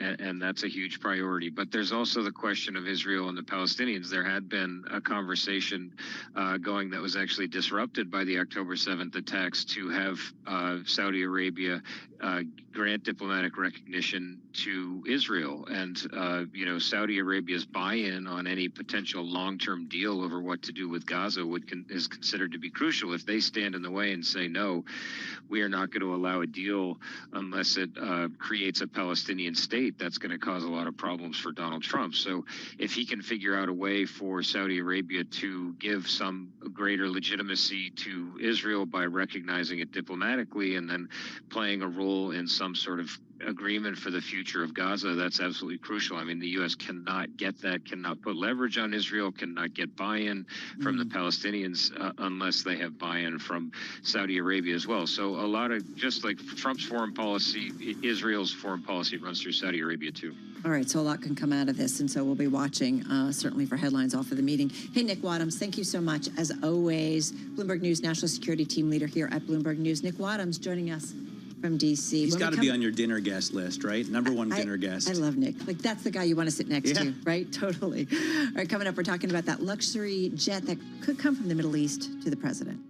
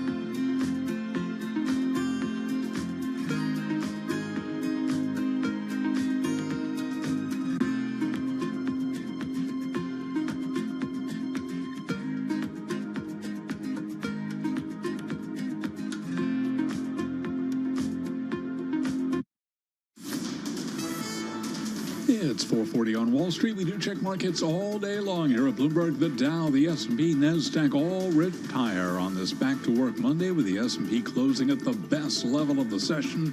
A gain today of 3.3%, up 184 points. The Dow up 1,160. That was an advance of 2.8%.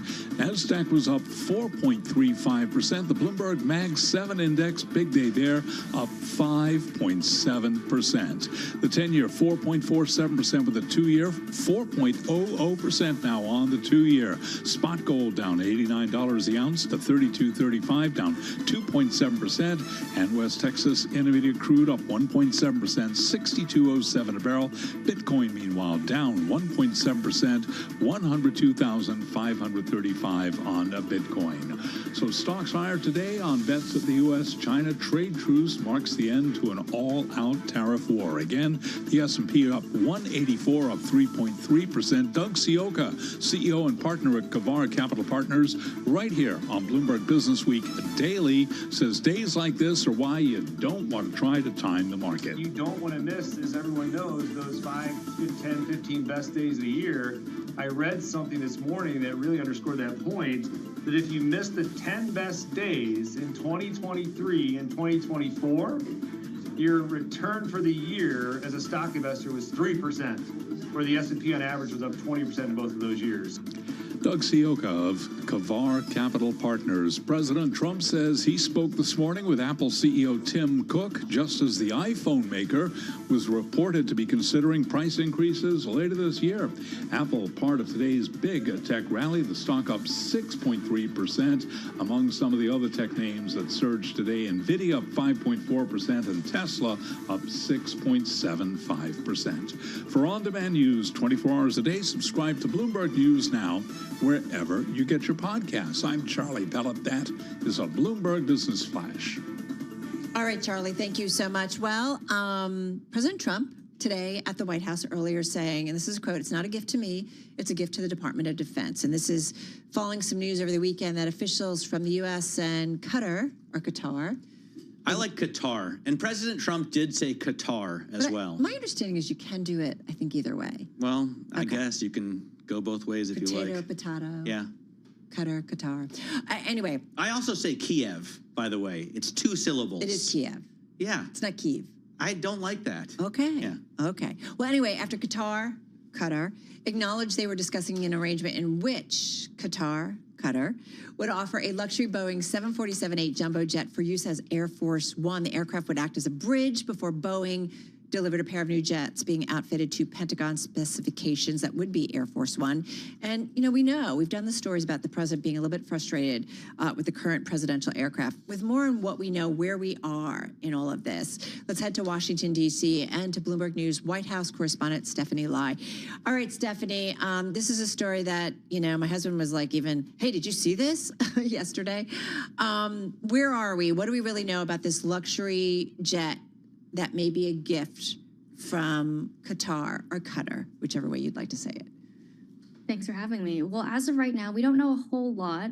This morning, Press Secretary Caroline Leavitt went on Fox News to tell viewers that the deal is, or this potential gift is still being weighed by the U.S. government. They have to weigh, the legal ramifications, whether or not they can accept a gift like this. And so that is all still being worked out. Now, President Trump had mentioned to reporters earlier this morning as well that he, wouldn't mind accepting the gift and that it would be stupid not to. And he essentially said to address some of the concerns from over the weekend, that he would not use this plane after he was no longer in office, and then that it would be decommissioned and donated to his presidential library. And so that's all the information he gave us this morning.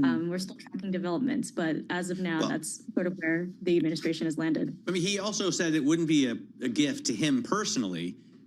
He clarified this plane would be given by the Qataris to the Department of Defense. So a gift to the United States of America, like I was thinking the Statue of Liberty, for example, was a gift to the United States of America. But then I looked into it and found that the Smithsonian Institute, that land was also a bequest from a foreigner to the United States of America, which we accepted. and it turned out to be pretty great. But did the Smithsonian end up in somebody's presidential library? It is a library. Well, I know, but you know what I'm saying. So, I mean, we've accepted gifts, is my point, historically, as a country, Stephanie. So why would this be any different? That's a really good point, and I think that's probably where the administration is sort of landing at this moment. I think the fact that there is precedent for it sort of suggests that they could easily work through these issues, and they reiterated that they're going to keep thinking about it and that they're going to uphold the utmost transparency for the American people. So it's very clear that they're not hiding anything in this instance, that they're truly just in the process of figuring out the mechanisms by which they could even accept something like this. All right, so Stephanie, let's play it out. Let's say, okay, the U.S. government, the Department of Defense accepts it and then tricks it out for the president to use as Air Force One until the Boeing planes are ready. How do you retrofit? Like, what's involved? Because aren't these planes typically built with the concept or the idea that this is going to be for the president? So from the bottom up with security systems, navigational systems, communication systems, God forbid that the president needs to use it as kind of his home base in times of crisis, which, we saw during 9/11, right? I've seen movies about it. Yeah, well, okay, but in real life, right? President Bush getting into Air Force One, right? During 9/11. So I'm just curious, can it be retrofit, or we don't even know about that yet? Yeah, it seems like President Trump believes it can be. I wish I was more of an expert on aviation security and whatnot. But, as someone who's flown on the aircraft before, they have very strict rules, the Navy that is, or the Air Force, in terms of, that you can't take photos on the aircraft because there's so many security concerns that arise if a foreign adversary or someone was able to get access or gain a better understanding of what it looks like on the inside. So all of this stuff is, very, very much confidential and kept under the wraps as best as the U.S. government can keep it. So I think, if anything, that sheds light on just what sort of security measures are put in place for these planes and sort of the work that goes into retrofitting them. The website corporatejetinvestor.com says that a 747-800, which, by the way, is my favorite plane to fly on as a commercial passenger, costs about $400 million, which is what the president said this morning as well. Right. And for a corporate jet, it would cost about $50 million to do the interior. But you can imagine that it's going to cost exponentially more for the U.S. president. I thought it was really interesting. Stephanie, I'm sure you watched the press conference this morning. He brought up Sam Snead, a famous golfer, and said that Snead used to say, when somebody offers you a putt, you take the putt. Because if you just try it yourself and then you miss, your partner's mad at you, you should have taken the putt to begin with. So I thought that was a pretty good... So meaning take the jet. Yeah. Take the jet. Take the jet. I guess the only thing is, right, they'd spend money retrofitting it, and it would be a lot of money, right, to make it safe for the president, and then ultimately... And only use it for 3 years? Yeah. If that. Or maybe less. When are we going to get the new... Boeing planes. When are we going to get the new Air Force One that isn't a gift, that we taxpayers fund? I'd have to double check on the date, but it has been delayed quite a few times, and I think that's one of those frustrations that the president has had. And my colleagues have reporting that he's been going to folks to ask for advice on what can we do to speed it up, or what options do we have, something that Elon Musk himself might be reportedly involved in. So it's clear that this is something that's on his mind, but it just seems like the date in which it was supposed to be done keeps getting pushed back. Wow, Google Gemini says the new Air Force One jets, initial cost of the project was $3.9 billion. Yeah. But it's possible that cost overruns could occur. Beyond that, that's 10x the cost of the 747-800 itself. The plane maker has said it can get them into service by 2027. That, to be fair, is for a pair. Yeah. That's for a pair of jets. Right. Yeah. Let's lay it out. Hey, Stephanie, thank you so much. Interesting story that we certainly have been following. Stephanie Lai, she's White House correspondent at Bloomberg News, joining us from Washington, D.C. She gets to fly on that thing. She gets to go on Air Force One. I actually wanted to ask her about that. That's got to be the #1 perk of her job. It's got to be a lot of fun, right? Awesome. Think they serve peanuts, give out blankets? Probably anything you want. Probably. All right, folks. Stick around. The latest on Stocks on the Move.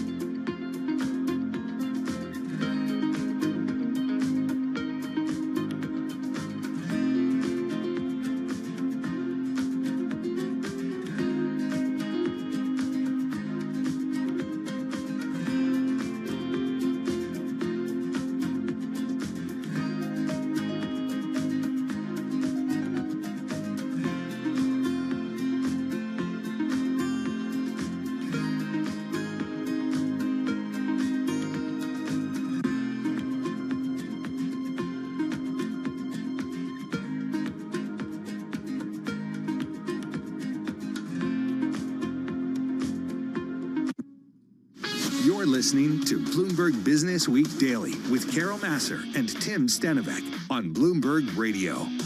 All right, everybody. I'm Carol Massar along with Matthew Miller here in our Bloomberg Interactive Brokers studio, getting ready to wrap up on this Monday. NASDAQ 100 entering a bull market after that U.S.-China truce. But let's just put it out there. It's just Monday. We have economic news to come, retail sales. We're going to get some earnings from the retail group. So stay tuned. It's pretty crazy to kick off a week with a 3.25% gain. And I know. It felt like such a slow day. It was really strange. And it was high volume. We were 10% higher than we've seen over the last 30 days on average. And it hasn't been a slow last 30 People days. covering shorts, maybe. I don't know. Pretty great. The biggest rally that we've seen since April 9th, which was that fateful day on which President Trump tweeted, "Now is a good time to buy stocks." It's so logical. It all lays out. All right, Carol Massar along with Matt Miller. Let's take a look at some stocks on the move on this Monday. Bloomberg News cross-asset reporter Emily Graffeo in the house with stock movers. And let's start with one of the Mag 7. The Mag 7 did well today. Yes. Overall. The Mag 7 did well. One stock specifically, Apple, did very well. It closed up over 6%. Apple was one of the hardest hit Mag 7 stocks after the Liberation Day tweet because they get a lot of their manufacturing in China. So that stock is still actually down 15% year to date. But today it moved up on this broader rally. It also, I think, moved up based on potentially some news that they're going to be raising prices. So the Wall Street Journal scooped earlier this morning that they're considering raising iPhone prices for the fall lineup. Why are you making that noise? Because was it really a scoop? I mean, Mark Gurman has already written this before today. True. So Bloomberg News, I'll give Bloomberg the credit, and I'm going to shout out Mark Gurman in another moment too. Because he's been talking about this for a while. He's been talking about this for a while. So we've been monitoring, like, are they going to raise prices? Gurman writes that since 2017, the flagship iPhone model has been $999. Like, they haven't raised the price of it. for the unchanged plain vanilla version that no one buys. Yeah, I guess so. I don't know. I always have like the oldest iPhone model. Okay, so there's three kinds of people in this world. There's the kind of person that has the oldest iPhone and doesn't ever buy a new one. Yeah. There's the kind of person that buys the new one but buys the SE, which is then the cheapest iPhone. Right. And then there's the kind of person who buys the newest and most advanced iPhone, which is the Pro. But I don't know anyone who buys the plain old, unchanged, same price iPhone since 2017. So you're saying it's not an important metric? No, I just think we say they haven't raised prices, and it's not like they haven't raised prices. They have, but they do it by offering a different iPhone with an advanced camera, a different iPhone with AI capabilities, a different iPhone that's way bigger. And that's how they continue to raise prices. But they make it look like they haven't because they still officially sell the same one since 2017. Yeah. That's true. Well, they're trying to backtrack away from tariffs and say that this isn't like a pass-through and that this is going to be, there's going to be new features, new designs on this iPhone. You okay? Excuse me. It's okay. We can edit that out. She's getting a little worked up, a little upset. I'm getting a little upset. There was another Gurman scoop that they're also considering. They're going to be building out a battery optimization model where they use AI to make your battery usage more efficient.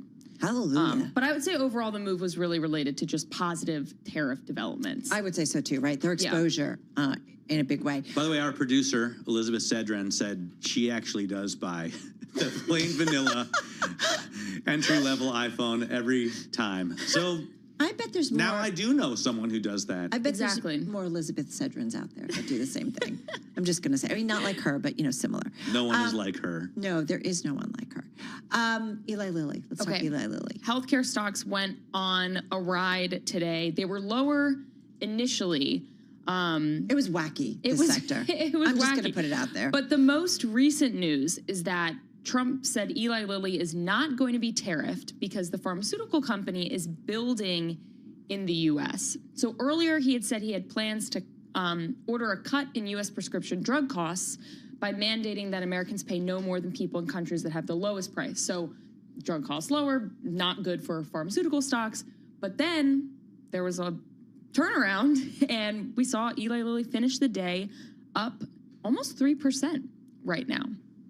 Can we also just point out that it wasn't as onerous, I think, that as everybody thought. And so I thought the whole pharma space was going to be smacked down, but they really weren't. No, they really weren't. Yeah, a lot of other pharma companies also kind of, as Eli Lilly rallied throughout the day, they also moved up higher. I think it could partially be because the president kind of hedged when he was about to sign that EO. He said, what they need to do is get more money from others, and that meant he's going to use tariffs against the others if they don't pay the drug makers more. Okay. What's the other stock you got? Finally, I'm looking at NRG Energy. I don't know. I tried to pick something not tariff related. I love this. I talked about it too throughout the day. Yeah, Biggest gainer on the S&P 500. It hit a record high. It was up 26% today. They agreed to acquire a fleet of natural gas-fired power plants for about $12 billion. And watch this space because a lot of the energy space is getting a boost from AI on this idea that as more there's the need for artificial intelligence grows, the need for power to actually power all of the data centers. Somebody has to power Matt's ChatGPT, so we got to keep this going. You're using that a lot, Matt. Yeah. I do use it a lot, actually. It's like his new buddy. It's like I use it a lot too. Yeah, we're encouraged to now. Yeah, it's for everything, but Yeah. I've been lately, so I got this new Harley and I want to soup up the motor, and I'm asking ChatGPT, like, which cam should I put in there? Do I need a new fuel injector? Do I need a new throttle body? Are you done? Yeah. Okay, we're done. Emily Graffeo, thank you so much. Check out our new Stock Movers podcast. You can find it on Apple, Spotify, or anywhere you get your podcast. Matthew Miller, thank you so much. It's been a pleasure. Always fun. Takes me back. All right, folks, Balance of Power starts right now.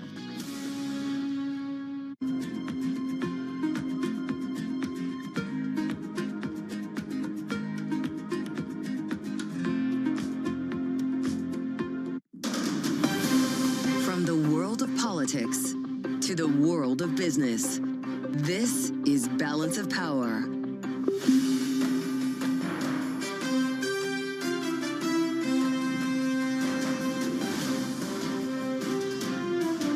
Live from Washington, D.C. From Bloomberg's Washington, D.C. studios to our TV and radio audiences worldwide, welcome to Balance of Power. Alongside Bloomberg's Michael Shepard, I'm Kaylee Lyons. Tonight, a 90-day reprieve leads to a surge on Wall Street as the president lays the groundwork for what he says is a, quote, total reset with China. We're not looking to hurt China. China was being hurt very badly. They were closing up factories. They were having a lot of unrest. And they were very happy to be able to do something with us. The details on that trade war truce and the drug price action the White House announced today, all coming up ahead. Plus, Congress unveils its long-awaited budget and tax plan as Republicans struggle to get the party to unite behind key points while trying to make that Memorial Day deadline. And the particulars of what was unveiled today and more when Republican Congressman Mike Lawler of New York joins us.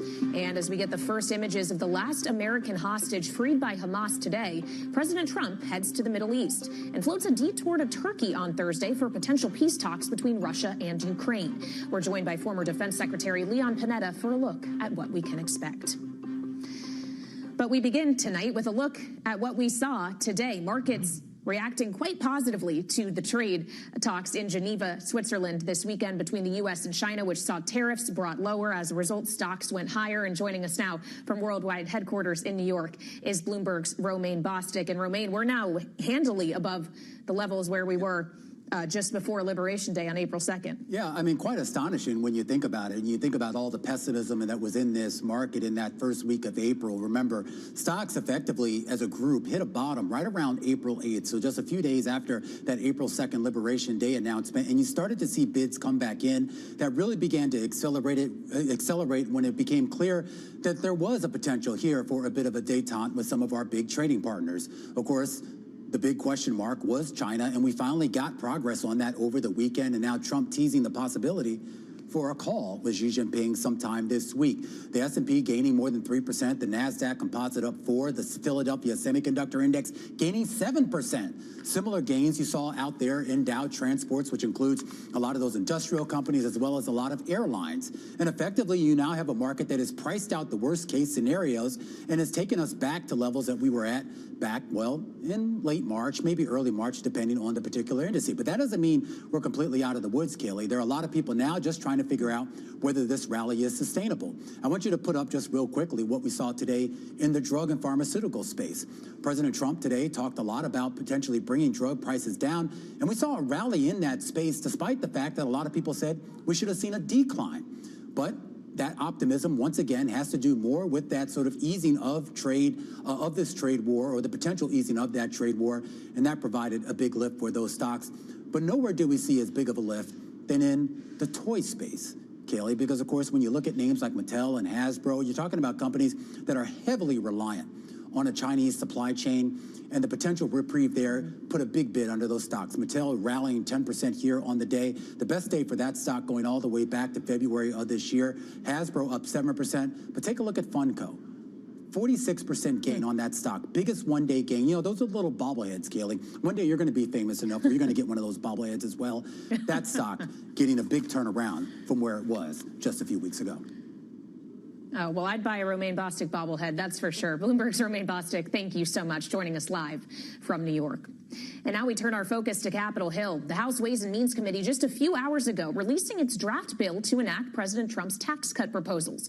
The draft, which will be marked up tomorrow, would eliminate taxes on tips and overtime pay through 2028, doesn't include a tax hike on the wealthiest Americans, and calls for increasing the state and local tax deduction to $30,000 for both individuals and couples with income limits. That's just a fraction of what SALT advocates in the House want. And for more, we turn now to one of them. Republican Congressman Mike Lawler of New York is here with us on Bloomberg TV and radio. Congressman, we appreciate the time. As it stands right now, is this package going to get your vote? Look, as I said from the very beginning, that I would not support a tax bill that does not adequately address the unfair $10,000 cap that was put in place under the 2017 Tax Cuts and Jobs Act. Remember, when the Tax Cuts and Jobs Act expires at the end of this year, SALT comes back unlimited. And so in order for there to be a tax bill that would actually put a cap in place, it has to adequately address the concerns of my constituents. There are other provisions, obviously, that we want to make sure do not come back. For instance, the alternative minimum tax. And that's why we're willing to negotiate and have been trying to do that in good faith for months. But this bill, as written, with a $30,000 cap for those making under $400,000, is just woefully inadequate. And so, no, this does not have my support. It will not have my support. And if this bill comes to the floor for a vote, I will vote no. And so, it's incumbent on leadership and the administration, obviously, to negotiate with us in good faith and get to a number that adequately addresses the concerns that we have outlined. So if 30,000 is not adequate for that number, Congressman, what is? Look, I introduced a bill that would raise the cap to $100,000 for individuals, $200,000 for married couples. We had a discussion earlier today with leadership. I'm not going to get into the specific numbers, but suffice to say, it was made very clear that this number, as presented, is a hard no from all of us who have been negotiating on this from the beginning. And so, we will continue to work in good faith with leadership, with the administration, to get this done. But we need to have an honest and serious discussion about the issue. And thus far, that has not happened. Well, Congressman, there's going to be some give and take in all of this. And what are you looking for others to perhaps give to get you to where you want to be? $100,000 may be a non-starter for some of your colleagues, but what would they be willing to give up to let you have a much higher level on SALT? Remember, and I'll remind everyone,